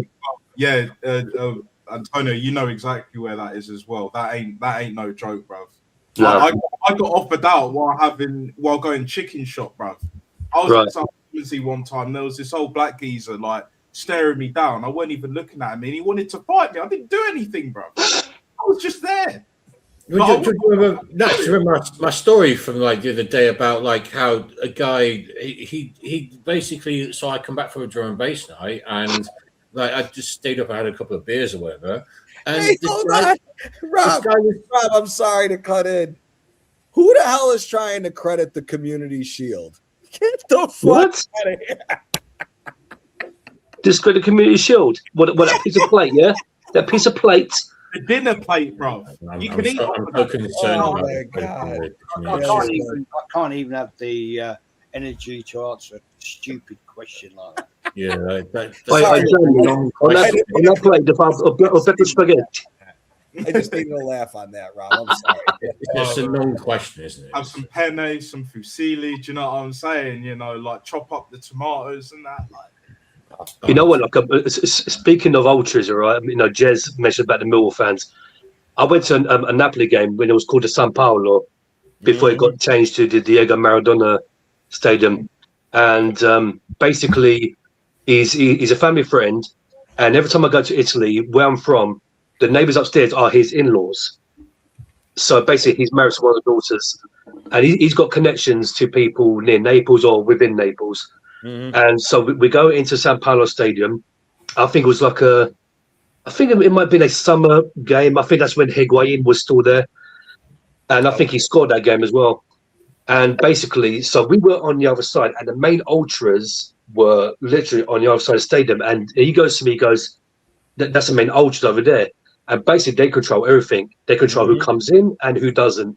Yep. If they don't know you, you're not getting in there unless somebody vouches for you. And generally, I don't know if you remember one time. Do you remember there was a lovely fan that bought a motorbike in? Yep. A game, and I think did he throw it down? Yeah. Yeah. It was So, against, this fan, he comes in with a motorbike, right? I don't know. He got in with a motorbike, and then he picks it up. He was the guy that inspired the guys in Milan to do the same thing when they threw the motorbike off the top level of the San Siro. The guy at Napoli did it first. Yeah. You'll never get the best story. The funniest story of all time was Napoli Juve for the Coppa Italia when they were both in Serie B. I got one of my best friends watching the game. He's a Juventus fan. He's watching the game in America. We're at the game in 06. A guy, a Napoli fan, this is why they put the bulletproof plexiglass up. Yeah, I remember that. Yeah. Originally, the away fans were not in the top section. They were in the bottom section. They weren't in the upper stands. They were in the bottom section when it was the old San Paulo. Some guy snuck in a bottle rocket launcher and shot it at the Juventus, and the entire stadium stopped and was cheering this guy on. And the players stopped and watched this thing get shot across the stadium from one end to the other. All the Juventus fans went running. I called my buddy Nick. I go, Nick, are you watching the game? He goes, what the hell was that? And that was one of the funniest things I'd ever seen in my life. That's a normal Napoli Juve game. In War in the Colosseum, bro. Do you know what I'm saying? Bringing it way back. Do you know what I mean? Well, they're insane. They're insane over there. Shit, do you know what I'm saying? It's madness, Nat. I still can't get over like the motorbike. Like, chuck it. Yeah, he came in with a motorbike. Yeah, you'll never get that here. You'll never get that here. So if you're a Juventus fan, if you're a Rome fan, or you're a Milan fan, if you're taking the highway that comes around, that goes around right by where the Maradona is, on the signs, they have an Italian to tell you to take a different way. So you don't get caught with all the Napoli fans, right? Yeah. The first Napoli Rome derby after Napoli won the Coppa Italia. So when Napoli won the Coppa Italia with Rafa Benitez was the 2012-2013 season, or it was 2013-2014? I think it's 2013-2014. There's a group of Rome fans that are fucking flicking off Napoli fans, saying all this shit, and they're on the main highway. Like a minivan goes across 3 lanes diagonally, stops traffic. It's all Napoli fans. They bail out of the car. They drag the Rome fans out. They're beating the shit out of them in the middle of the highway. This is no joke. The ambulance comes to pick up one of the guys. He's on a stretcher. You know this, Antonio. The main one of the main hospitals for Napoli is not that far from the stadium. It's maybe drive. They're driving this guy to the hospital because they beat the hell out of him. Same guys follow the ambulance, get in front of them, do the exact same thing at the red light. They pull the guy out. He's still left on the stretcher. They throw him on the side of the road. They tell the ambulance, now you go. And they wait and they force the ambulance to leave the guy stuck on the stretcher on the side of the road. Oh, man. Classic. Let me tell you guys something here, right?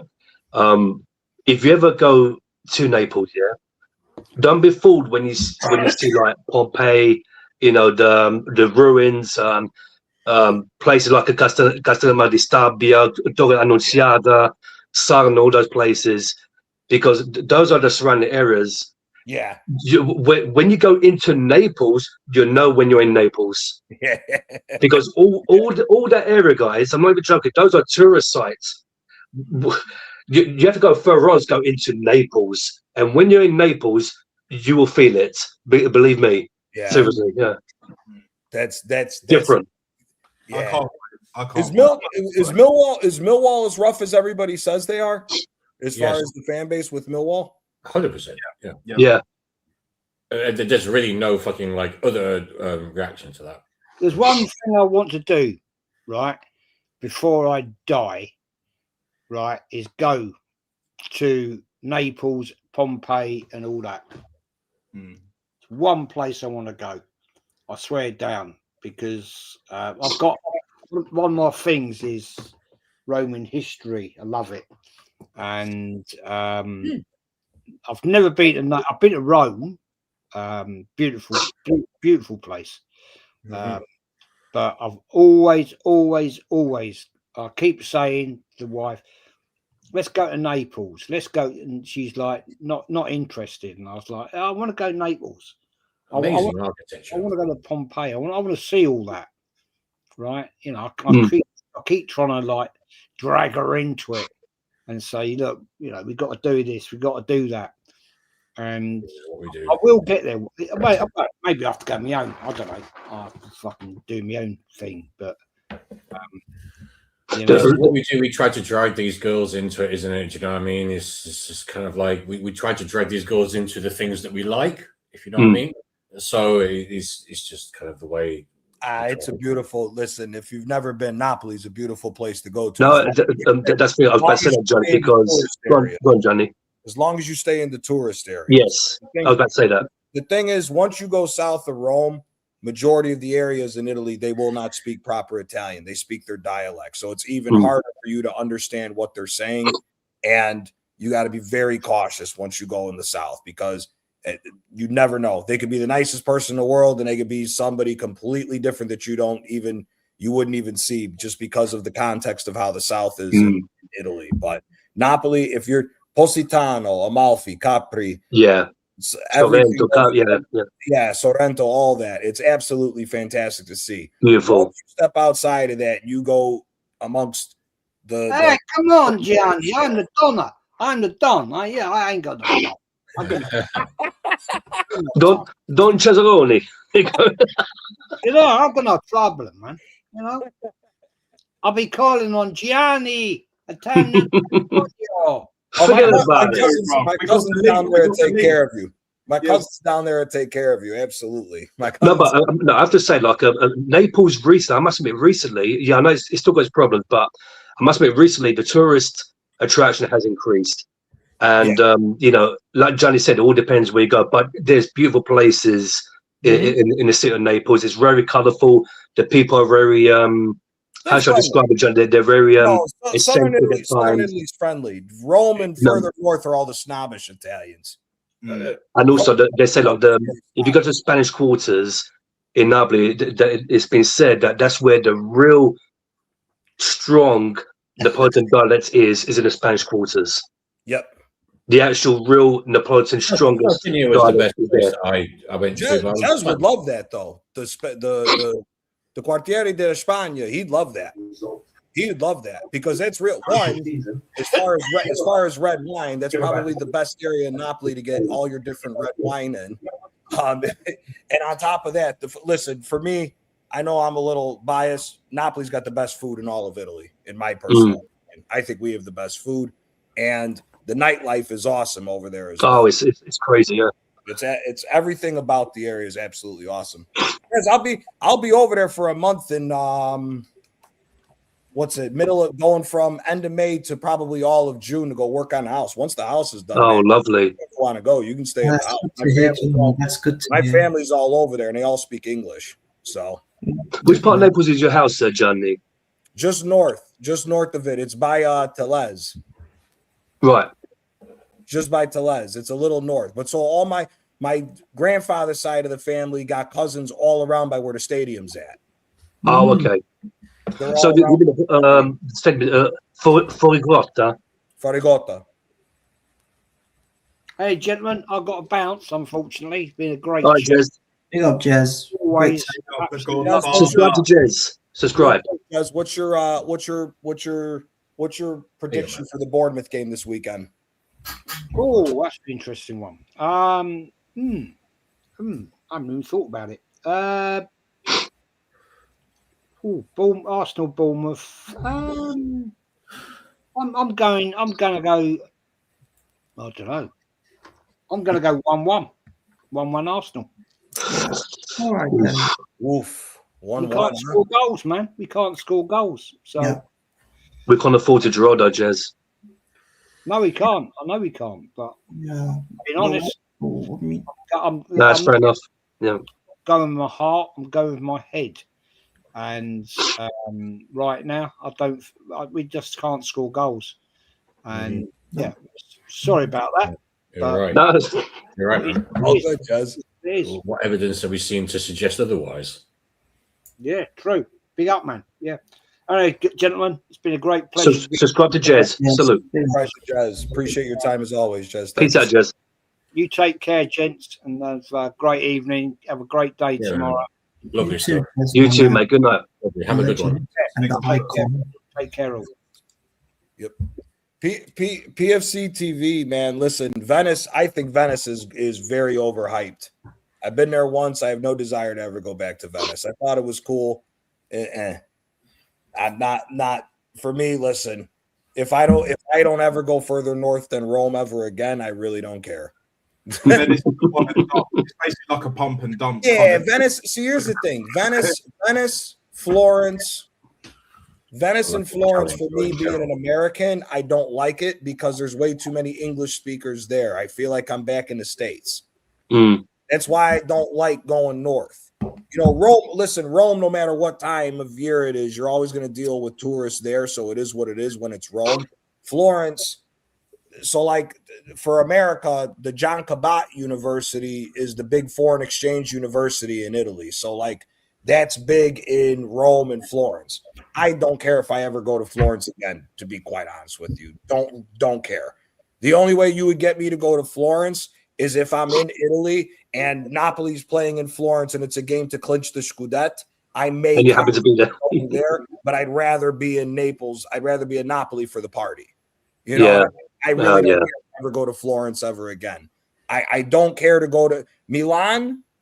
Milan's probably the only city in the north that I would go back to because Milan's cool as shit to go see, and the nightlife is really good. Many Napoli fans took over Milan when won the Scudetto last season. Did you see it on TV, John? Yeah, they took over the main square. All the Napolitan fans in Milan.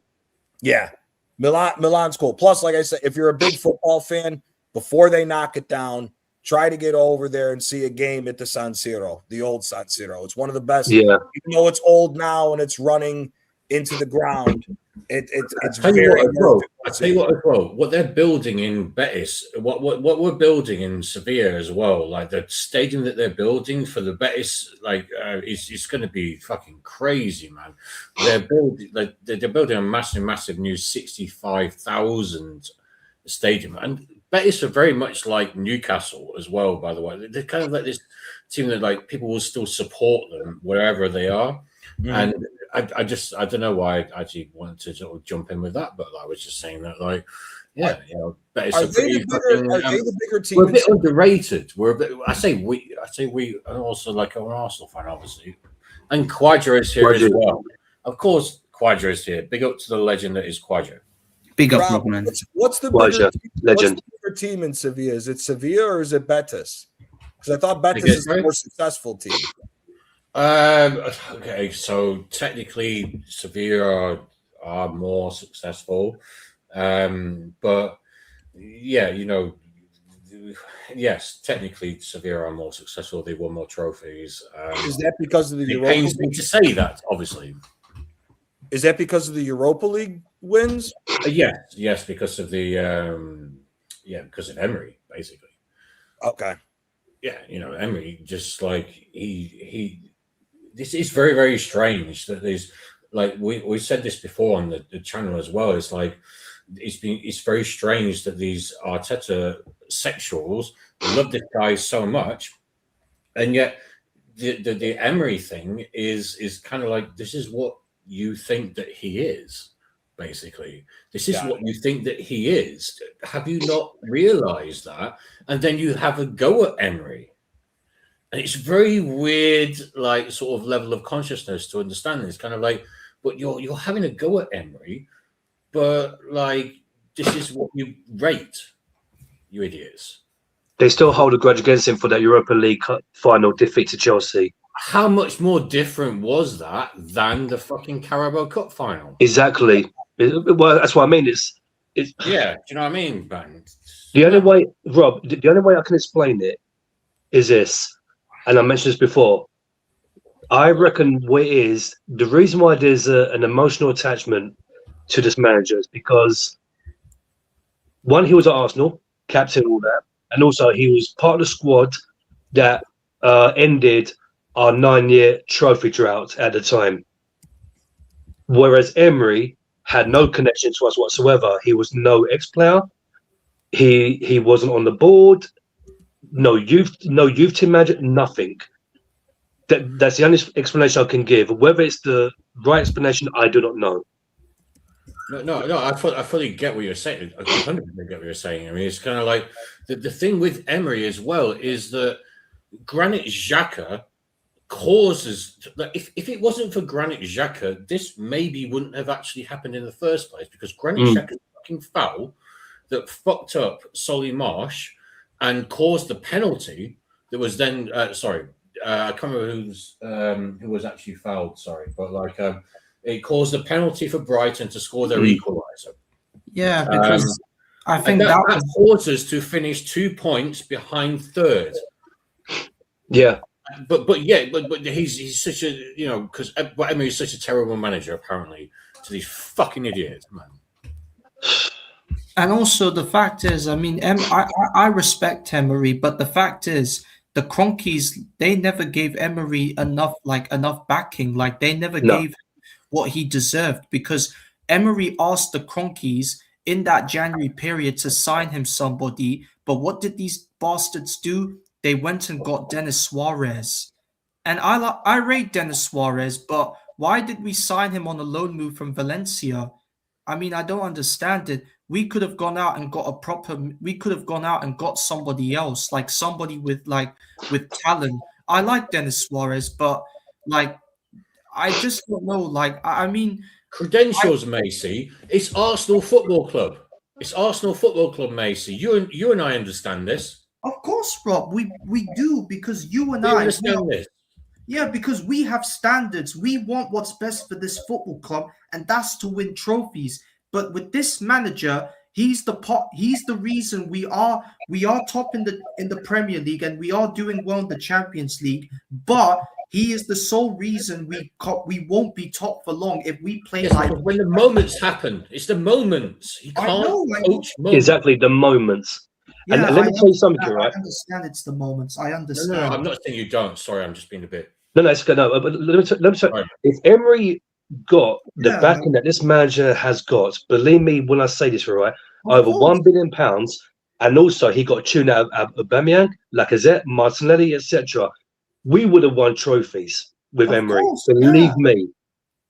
I know at Aston Villa he hasn't done anything just yet, but the back end that this manager has got, believe me, if Emery would have got that, believe me. He wins the Europa League title with Aston Villa and keeps them in the top 4, not falling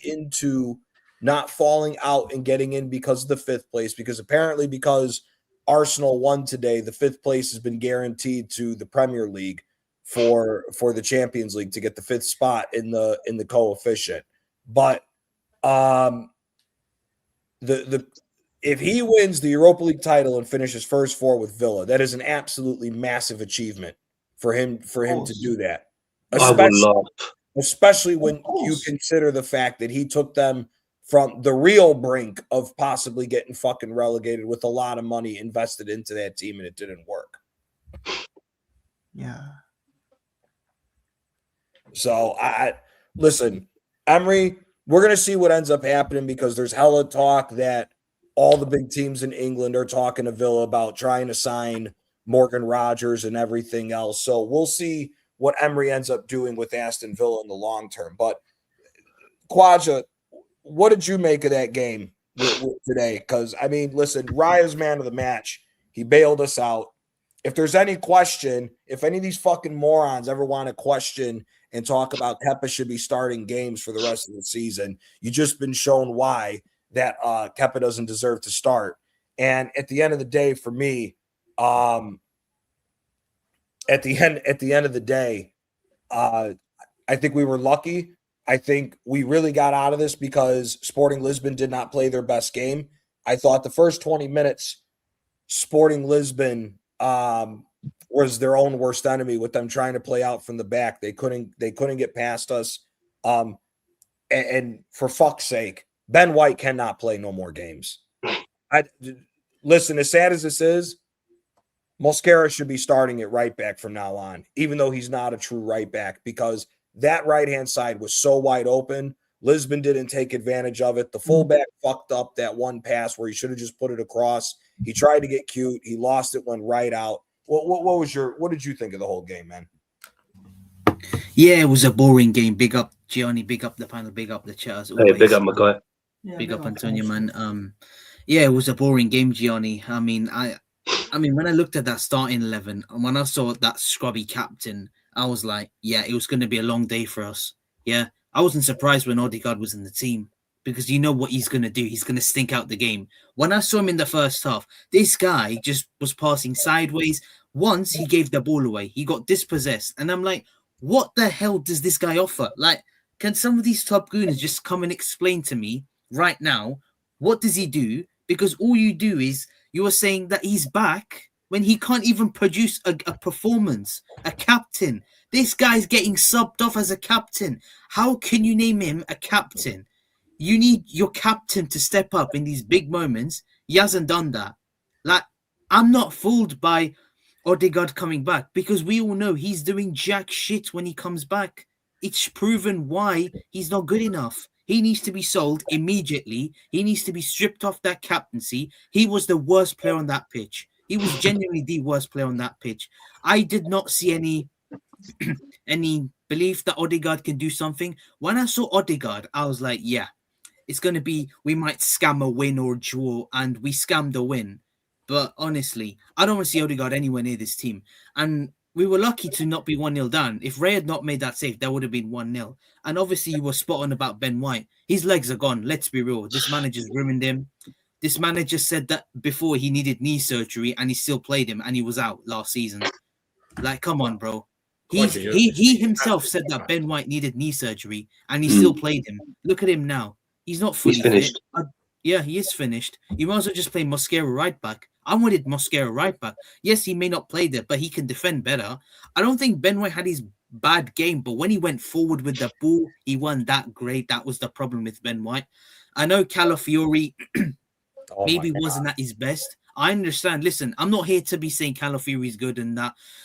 Listen, he was good going forward, but once he just fell over once. I was like, what was he doing? I was like, yeah, he was defending him, and then he just fell over for some reason. I don't know why, but he shook listen, the shit out of him. Because he shook the shit out of Calafiori. Yeah, I was like, what? It's going to be a long day. Calafiori. Oh, God. Sweet prince. He's the best left back in the world.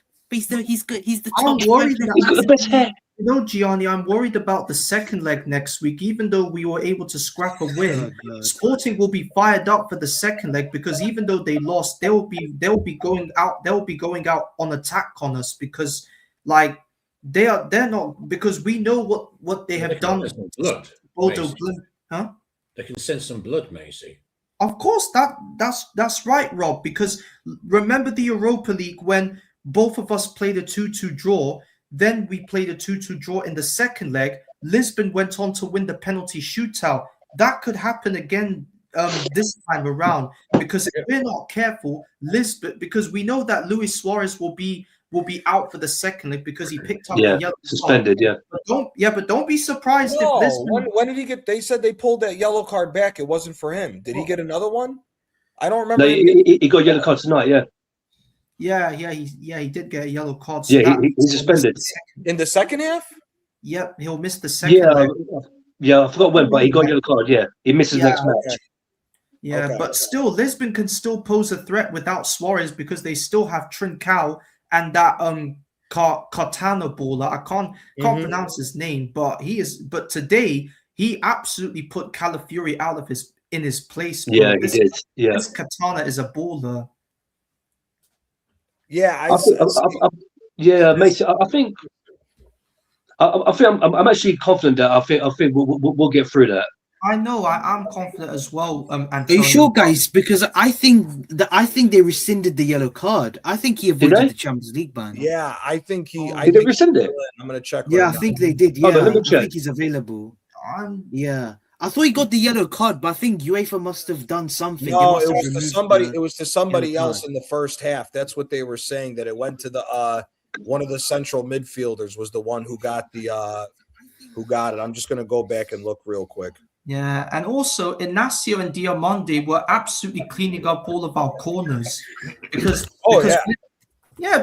because all this year we have been known as the corner kings, but today Inacio and Diamande were absolutely cleaning it up until the capitulation for that winning goal for that German giraffe.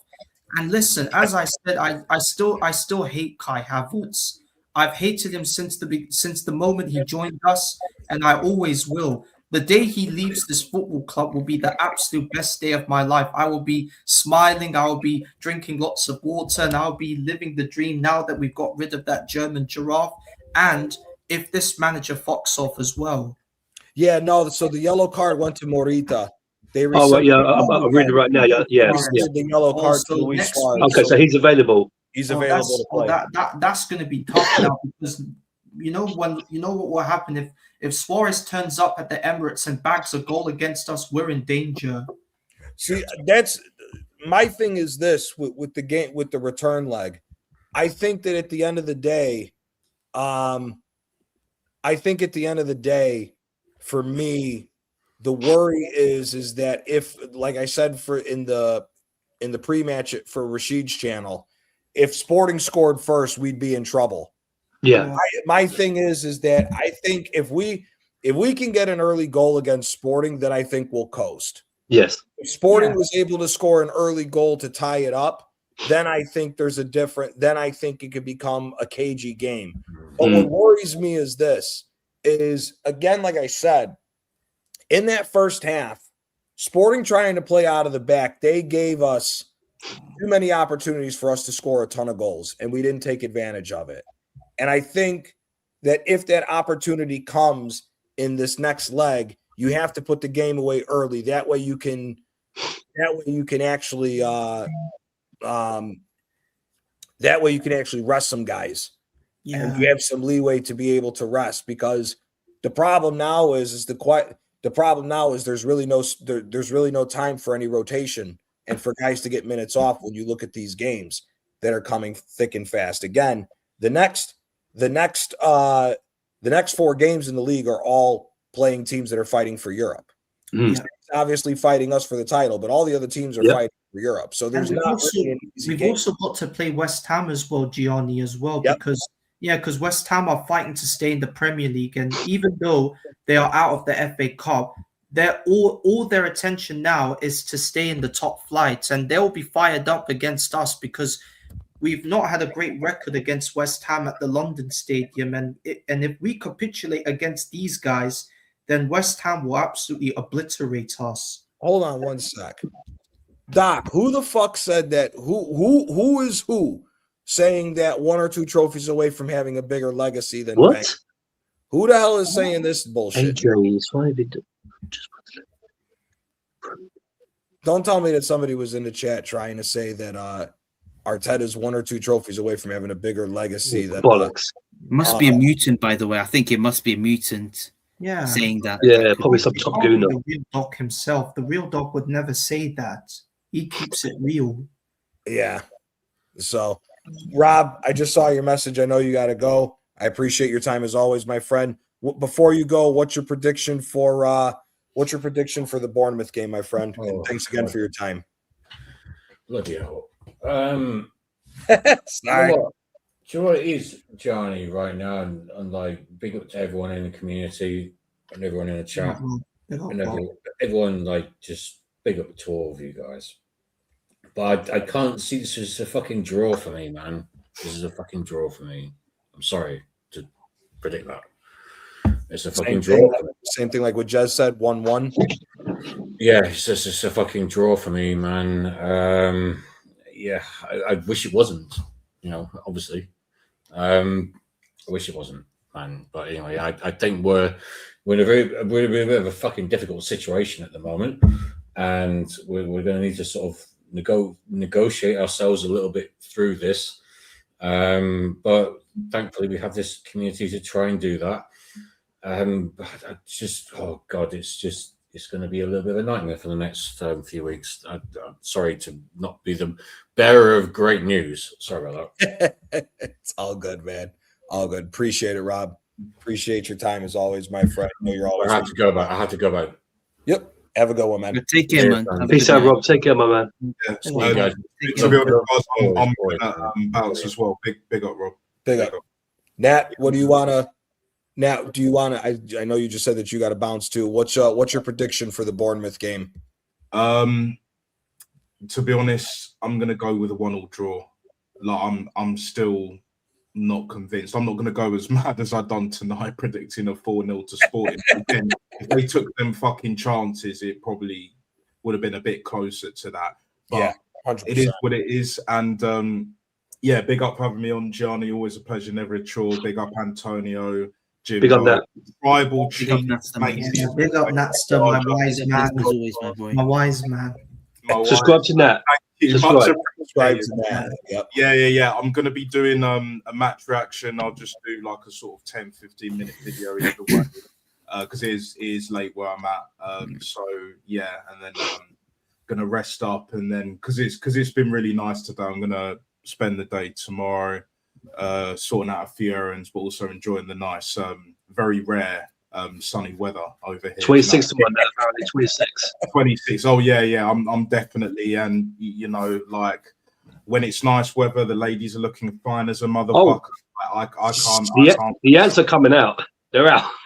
Oh, they're out. They're out. Do you know what I'm saying? They're out. Do you know, as we say over here? But yeah. Get off the dating apps and hit the streets.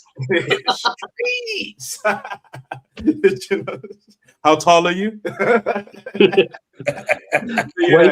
Your weight, dress size. How would you rate yourself out of 1 to 10? You can't use 7.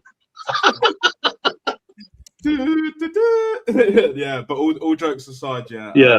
I've enjoyed myself again. Love these streams that you're doing, Gianni. Keep up the great work that you've been doing, and I'll probably see you probably Saturday at some point, a bit later, because I will probably try and go to the Boozer to watch the Bournemouth game. In it, it's like midday my time, so it'll be like 6 a.m. your time, so like really early.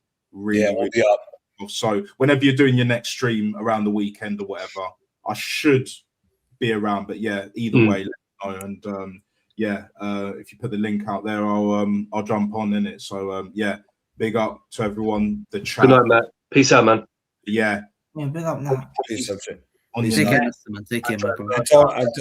Antonio, I saw that you said that you got to bounce too, my guy.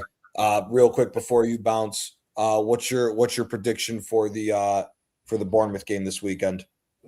I would say it's going to be maybe a KG 2-1 to us. 2-1 to the Arsenal. Yeah. Okay.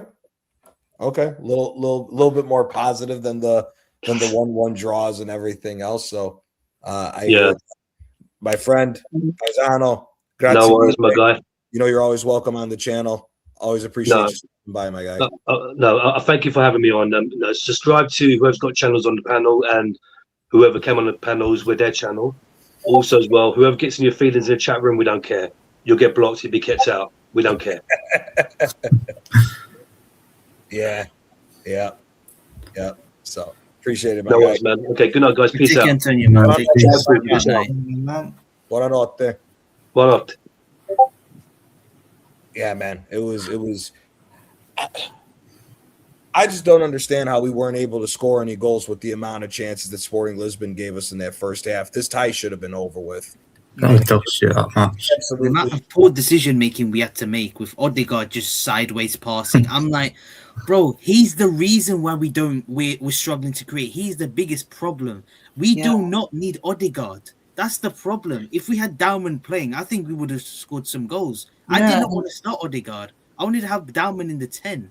Like, Arteta just wants to play his love child. That's what it is. Odegaard is the main problem in this midfield. The midfield is not good when we have Odegaard. When it's Eze, we will do better. We will cook with Eze than Odegaard. And missing Eze is a big blow. And I think, Gianni, that Eze might return for Bournemouth. So Eze might be rushed back by Lego. Oh, he will be rushed back at that. I know. For Bournemouth. He shouldn't be playing for Bournemouth. And another thing as well, like Sporting were making their changes, but why was our manager waiting so long? He could have at least made his changes quickly, because Lisbon were making their changes first. And then when it was time for him to make the change, he brought on that German giraffe, and I was like, oh my fucking days. Don't bring Kai Havertz on. Bring Max Dahman on, please. But what does he do? Nah, I'm bringing my main love. I'm bringing my boyfriend into the match. And yet again, this manager always relies on his favorites. I'm sick of it. I just don't understand. This is what I don't like about this manager. He doesn't trust any of the academy players like Skelly, like Ethan and Dowman. He doesn't trust neither of them, because he believes that if either one of them performs well, then they will be hogging over the spotlight, and the spotlight will be taken away from him. Yep. No, 100%. You're not wrong. You're not wrong about that. You're not wrong whatsoever about that. And it's like, at the end of the day, the spotlight's he always wants all the spotlight. He's a narcissist. Yeah. It is what it is, man. Like, listen, I've said for time that I want 2 trophies. I don't think he's winning the Champions League. Again, as I've said, I really think that when you look at the situation of the fact that this guy, he's ran this team into the ground, first and foremost. On top of him running the team into the ground, the tactics are just god awful. Again, this sideways passing bullshit. You know, anybody who says, "Oh, they play low blocks against us," no, they don't. We play this sideways pass to allow them to get back in a defensive position. We don't play fast enough. That's why you need Eze to do it. But like Nat says, like everybody has said, like you've said, Macy, the biggest worry coming into next year is, let's say he wins the league, right? Let's say he wins the league, which I'm barely over 50% positive that we win the league. Barely. I'm very close to being 50-50 at this point. But I want to see. I want to see. City do look scary after them just blowing the doors off of Liverpool. I want to see what everything looks like once they've played their game in hand against Palace. If City blow the doors off of Chelsea, they beat us, and they beat Palace, I don't know if we see it out, because I think we will crumble. I know. I for damn sure don't think we're winning the Champions League, because again, we got lucky that we were lucky that Sporting Lisbon didn't have their shooting boots on today. Yeah.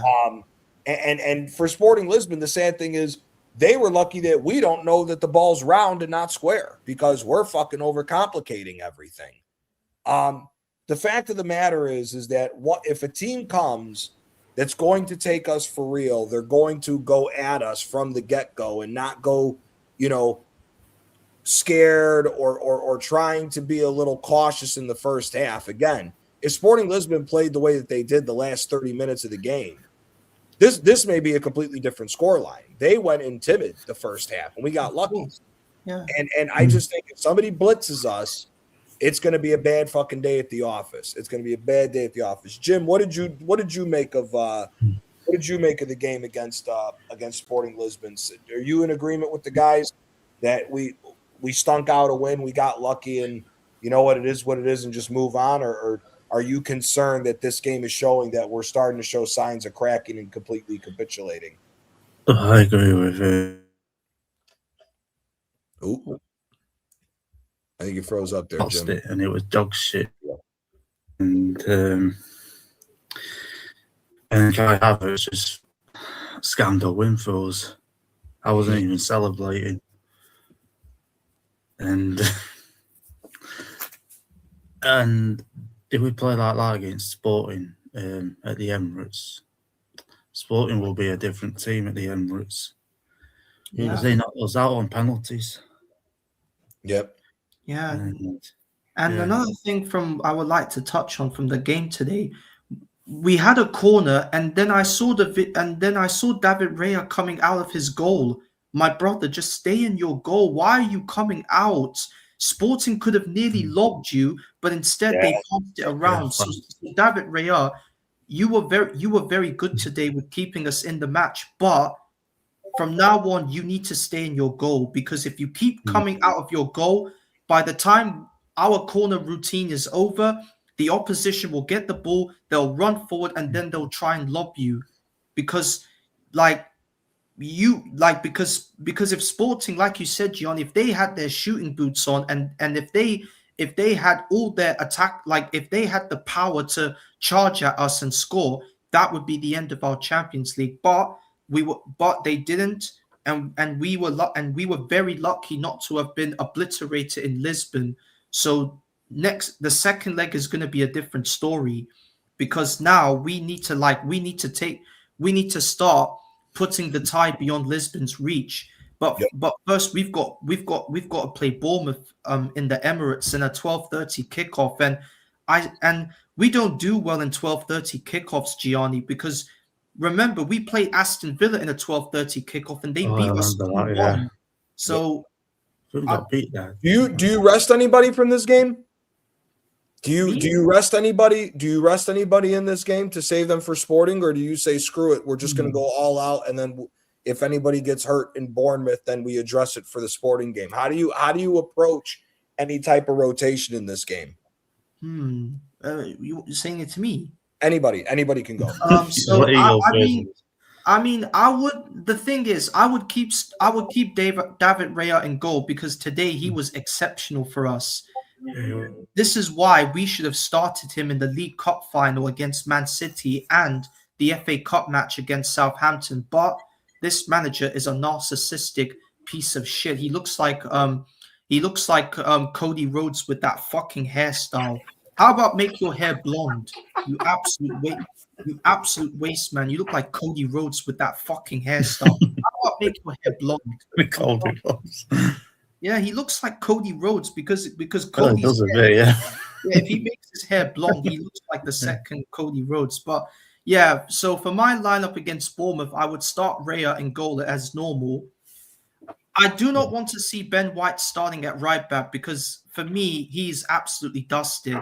I just think Ben White doesn't look like the player that he once was when we first brought him into the football club. When this dickhead manager put him as a centre back, the Seaside Mustafi, and then on the 22 season he deployed him as a right back, and it worked so well. He was playing like a proper right back, but this season, this Ben White looks finished to me. So I think for me, the only option we have at right back is that I don't think he is a right back, but I'm gonna have to try using Mosquera. And even though he's not a right back, we don't have any options, because we don't know if Timber will be available for that game on Saturday. So looks like we're going to have to start Mosquera. At left back, I still don't know whether or not we should start Calafiori, because today he was absolutely terrible. Do you risk Salmons? Do you risk the kid? I don't know, Gianni, because for me, this is a huge worry now, because we don't know if Akampi is available as well, because he picked up an injury on international duty, and Miles Lewis-Skelly is not a left back, but we know this manager loves to try all this different types of pep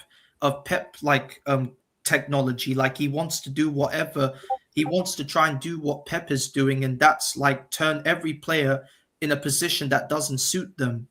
So I don't know who should start at left back, but I guess we're gonna have to persist with Calafiori. I mean, what other option we have? I understand Salmon is a left back, but I wouldn't risk him for this match against Bournemouth, because he's young, and I don't want him to go through this whole thing that Skelly is going through. So for me, I have no choice but to start Calafiori. And for our centre backs, I would start.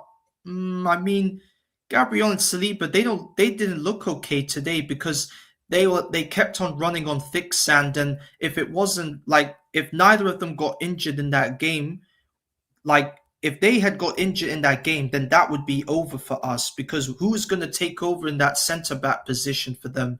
So now that they're okay, Saliba and Gabriel will be fine. So start them on Saturday. And then for the midfield pairing, Zubimendi and Rice as usual. But Declan Rice doesn't look okay to me because I think his legs have given out. He can't run anymore. And this is why, if this manager keeps on playing him throughout the whole season, when the season is over, he's not going to make the World Cup. And that is a huge worry for England as well. But it is what it is. And Zubimendi, even though Zubimendi scored a good goal today, he was non-existent. But you start him anyways. And and then for our wingers, I would probably I would put Max Dalman in the 10 because the kid today was absolutely electric. Because without him, we would have not won that game today. So from now on, Max Dalman needs to start every single game because I want to see the 16-year-old show the world what he's made of. This was just the begin. The Everton game was just the beginning, but he came on as a substitute. But I want to see him start, have the freedom to play. But we know this manager doesn't rate him. He rates the captain, the fucking Homelander, as people like to say, with that fucking hairstyle. Bro, I'm sick of this Homelander fraud. I'm gonna watch the final season of The Boys, and fingers crossed, I hope the Butcher kills Homelander. Yeah. That's a good. I've actually never gotten into that TV show. I've never seen it. I mean, I watched a couple of episodes. I watched one episode where Homelander, he didn't even have the guts to save a plane where the plane was about to crash down onto the sea, and everyone was screaming, "Help us, Homelander!" But Homelander didn't even care. He just left the plane with somebody else, and he just said, and then he had the audacity to say that he's gonna laser every single one of the passengers. Homelander is a coward. If anyone knows something about saving the world, it's Superman. Superman is more protective than Homelander. I agree. Yeah, 100%, 100%. Obviously, we got the big game against Bournemouth. We said that. We said that this game was rough. Obviously, Odegaard, another bad game in my opinion. Just constant sideways. I don't know what it takes for him to go forward, but we move as far as that. With this Bournemouth game, obviously, like I said to Macy, Jim, do you think we do any rotation, or do you think we start the exact same team again? I think I think we'll have to rotate because playing like that against Sporting was not that good. I will start Dowman every game, like Macy said. And I will keep Ryo on because the last two games with Kepa, we lost. But Kepa can't play no more. He's done. No, he's done. I'm done with it. Yeah. And we just got win every game, like in the Premier League, because you don't know what City's like. Because if we lose one game or something or draw, or City will catch up. And it's been 21 years since Arsenal won the league title. Yeah. Apparently, I'm looking into it. Nobody knows the extent of Hincapie's injury. Oh, So they're saying right now for the foreseeable future, Calafiore is the starting left back. So if Hincapié and Eze are hurt for majority of the rest of the way, we got a big problem because I don't trust Calafiore and Odegaard. I mean, for me, Odegaard's the number one person that's got to get shipped out at the end of this season, whether we win or not. Yeah. Odegaard's first person that's got to go. First person that's got to go is Odegaard. He's absolutely dog shit. He is. Absolutely dog shit. But listen, guys, we're going to end a little early. I just got a text from my boss. I got to go back into work. That's some night work that I got to take care of. So before we bounce, we'll just go around. What are your guys' predictions on the Bournemouth game? And then what is your prediction for the second leg? And will we go through against Sporting Lisbon? Jim, I'll start with you. The Bournemouth game, I'll say go for a stinking 1-0 Arsenal win. 1-0 Arsenal. Okay. Yeah. What do you think about the second leg against Sporting? Do you think we make it through, or do you think we're not going to make it? I'll say if it's a draw, like on aggregate, I'll say 1-0 to Sporting at the Emirates. Wow. 1-0 to Sporting at the end. What do you think? You think we go to penalties again? Yeah. But do we win in penalties this time? I hope so. Because we're not beating Barca in the semis or Atletico Madrid. Because last time we beat PSG, didn't we? In the league phase and lost to them over both legs. Yep. So we will get Atletico Madrid. People will say, "Oh, it'd be easy tie." We beat them in the league phase. No, it won't. Yeah. Could you imagine Lookman getting Ben White? Oh, yeah. Of course, yeah. Ben White is done. Ben White to be on skates. Macy, what's your prediction for the Bournemouth game, and then what's your prediction for the second leg of Lisbon? You see us going through, or do you see us struggling to go through? So for the Bournemouth game, Gianni, I'm a bit scared for that game because it's a 12:30 kickoff, and we don't really do well in 12:30 games. We always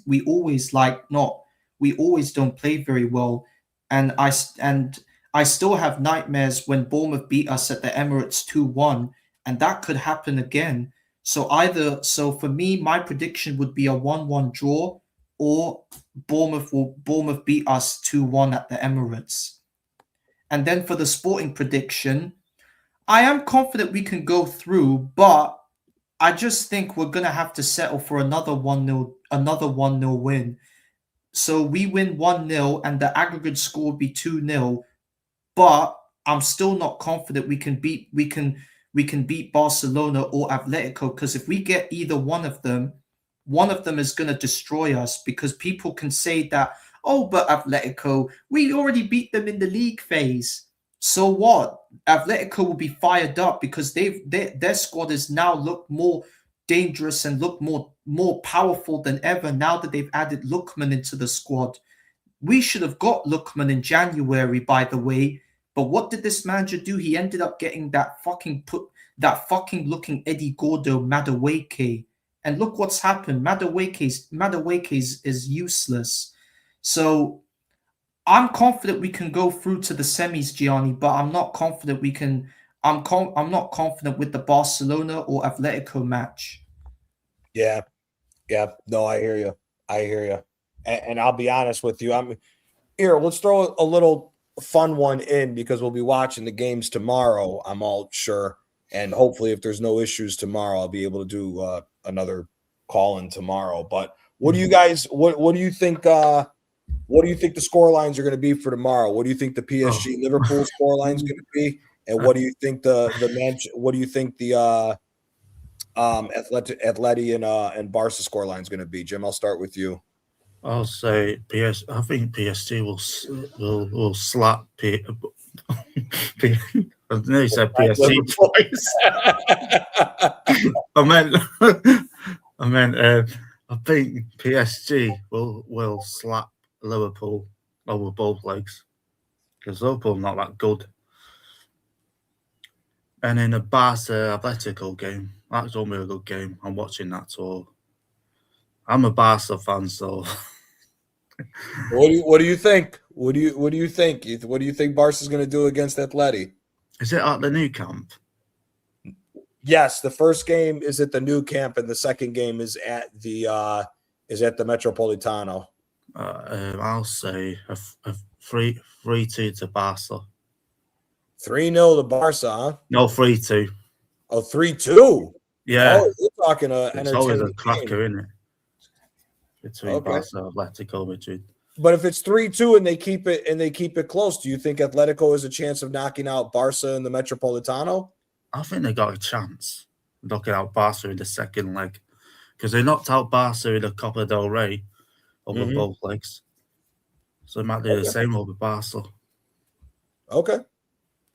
I hear it. Macy, what's your scoreline prediction for PSG and Liverpool, and what do you think about Barca and Atleti tomorrow? I think PSG are going to obliterate Liverpool because Liverpool are finished now. Gianni, there's nothing about them that is special. Like, they've been getting obliterated by any opposition they come across, and the game tomorrow against PSG ain't going to be easy because PSG will be fired up for that game because they are so desperate to retain their Champions League trophy.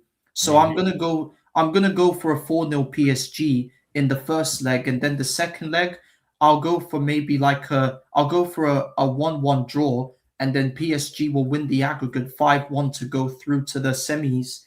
And then for the Barca Atletico game, the first leg, I think Barcelona will beat Atletico in the first leg. The game at the Camp Nou ain't going to be easy for Atletico, so I'm predicting a Barca win. So I'm going 4-0 to Barcelona, and then the second leg at the Metropolitano, I think it'll be 2-1 to Atletico, but Barca will be going through to the semi-finals because as much as I think Atletico might have a chance, Barcelona are on a whole nother level.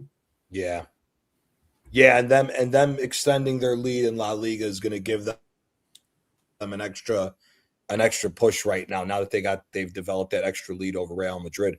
Kwaja, what do you 4 predictions for you, brother? What's your prediction for the Bournemouth Arsenal game this weekend? What's your prediction for the second leg of Sporting and Arsenal? And then what are you predicting tomorrow for Atletico, Barca, and PSG and Liverpool? And thanks again for your time as well, my friend. No, big up, Johnny, man. For the Bournemouth game, it's going to be tough, but I mean, maybe I'm going to say maybe a stinky 1-0 win to Arsenal against Bournemouth. I feel like we might stink it out. So probably go for a 1-0 Arsenal win on Saturday. And for the Sporting Lisbon game, this is going to be tight because 1-0 advance, 1-0 is not enough, of course. Obviously, Arteta will try and play for the draw as well, of course. But I feel like it's going to be a close game. I've gone for a 2-1 Arsenal win on Wednesday. And for the tomorrow's, the 2 quarterfinals tomorrow, for the PSG Liverpool, I think PSG are going to I think PSG will be beating Liverpool. I've gone 3-1 PSG in the first leg, and in the second leg, I think it's going to be a 1-1 draw. So I'm going to go for a 4-2 PSG win on aggregate. For the Atletico Madrid Barcelona game, obviously, it's 2 good teams going toe to toe. I feel like Barcelona will win. I've gone 3-1 Barcelona in the first leg at the Atletico Madrid Stadium. And I feel like in the second leg, I feel like Barcelona will win. I've gone maybe 2-1 Barcelona, so 5-2 on aggregate to Barcelona. Okay. What do you think about PSG Liverpool? You think PSG is going to obliterate them? I think they can. I mean, the way Liverpool are playing, I mean, Mo Salah is washed. I don't know what's happened to Mo Salah because He missed a penalty, and he has no legs. He can't shoot. I think that's the problem when you rely on too much pace. If you rely too much on pace, then I think it's a mixture of him losing pace, but also because of the fact I think he's checked out after the whole situation with Arne Slot earlier in the year. I think he's just checked out, to be honest with you. Yeah. He said 4-0 PSG. It can happen, yeah. I think it can happen. Listen, it may get ugly. It may get fucking ugly. Because I think the first game's in the Parc des Princes, no? Yeah, it is. It's in PSG. Yeah, so the second leg is at Anfield as well. Ain't no way Liverpool. Yeah, and Liverpool ain't pulling no remontada like they did against Barcelona against this PSG team. That ain't fucking happening. That ain't fucking happening. So, okay. I think Bournemouth, we win a shitty 2-1. I think it'll be a shitty 2-1. I think we score first. Bournemouth will tie it up, and then we shithouse our way to getting a second goal. I think we win 2-0 at home against Sporting. In my personal opinion, Barcelona Atletico. Honestly, I could see a shootout and it being like a 2-2 or a 3-3 draw. But I'm gonna go 3-2 Barcelona. I think Barca ends up beating them overall. I think Barca gets to the semis. I think PSG might beat them 4-0 tomorrow. And overall on the aggregate score line, it might end up being like a 6-1 or a 5-1 between them. So I honestly don't know as far as all that, but listen, I appreciate all your guys' time. Sorry that I've had to end the stream a little early today. I got to go back into work. But, no, that's fine, man. Appreciate everybody's time. We will direct you guys over to Lee. I believe Lee's going live here soon. So head on over to Lee Gunner. Hit him with the Gianni raid. Appreciate everybody's time. Appreciate everybody that stopped by for the conversation. If work isn't a pain in the ass tomorrow, we will have a call in again to talk about what we saw for the Liverpool, PSG, and Barcelona Atletico, and we will talk more about the rest of this Champions League. So peace out, everybody. Take care, everyone. Take care. Take care.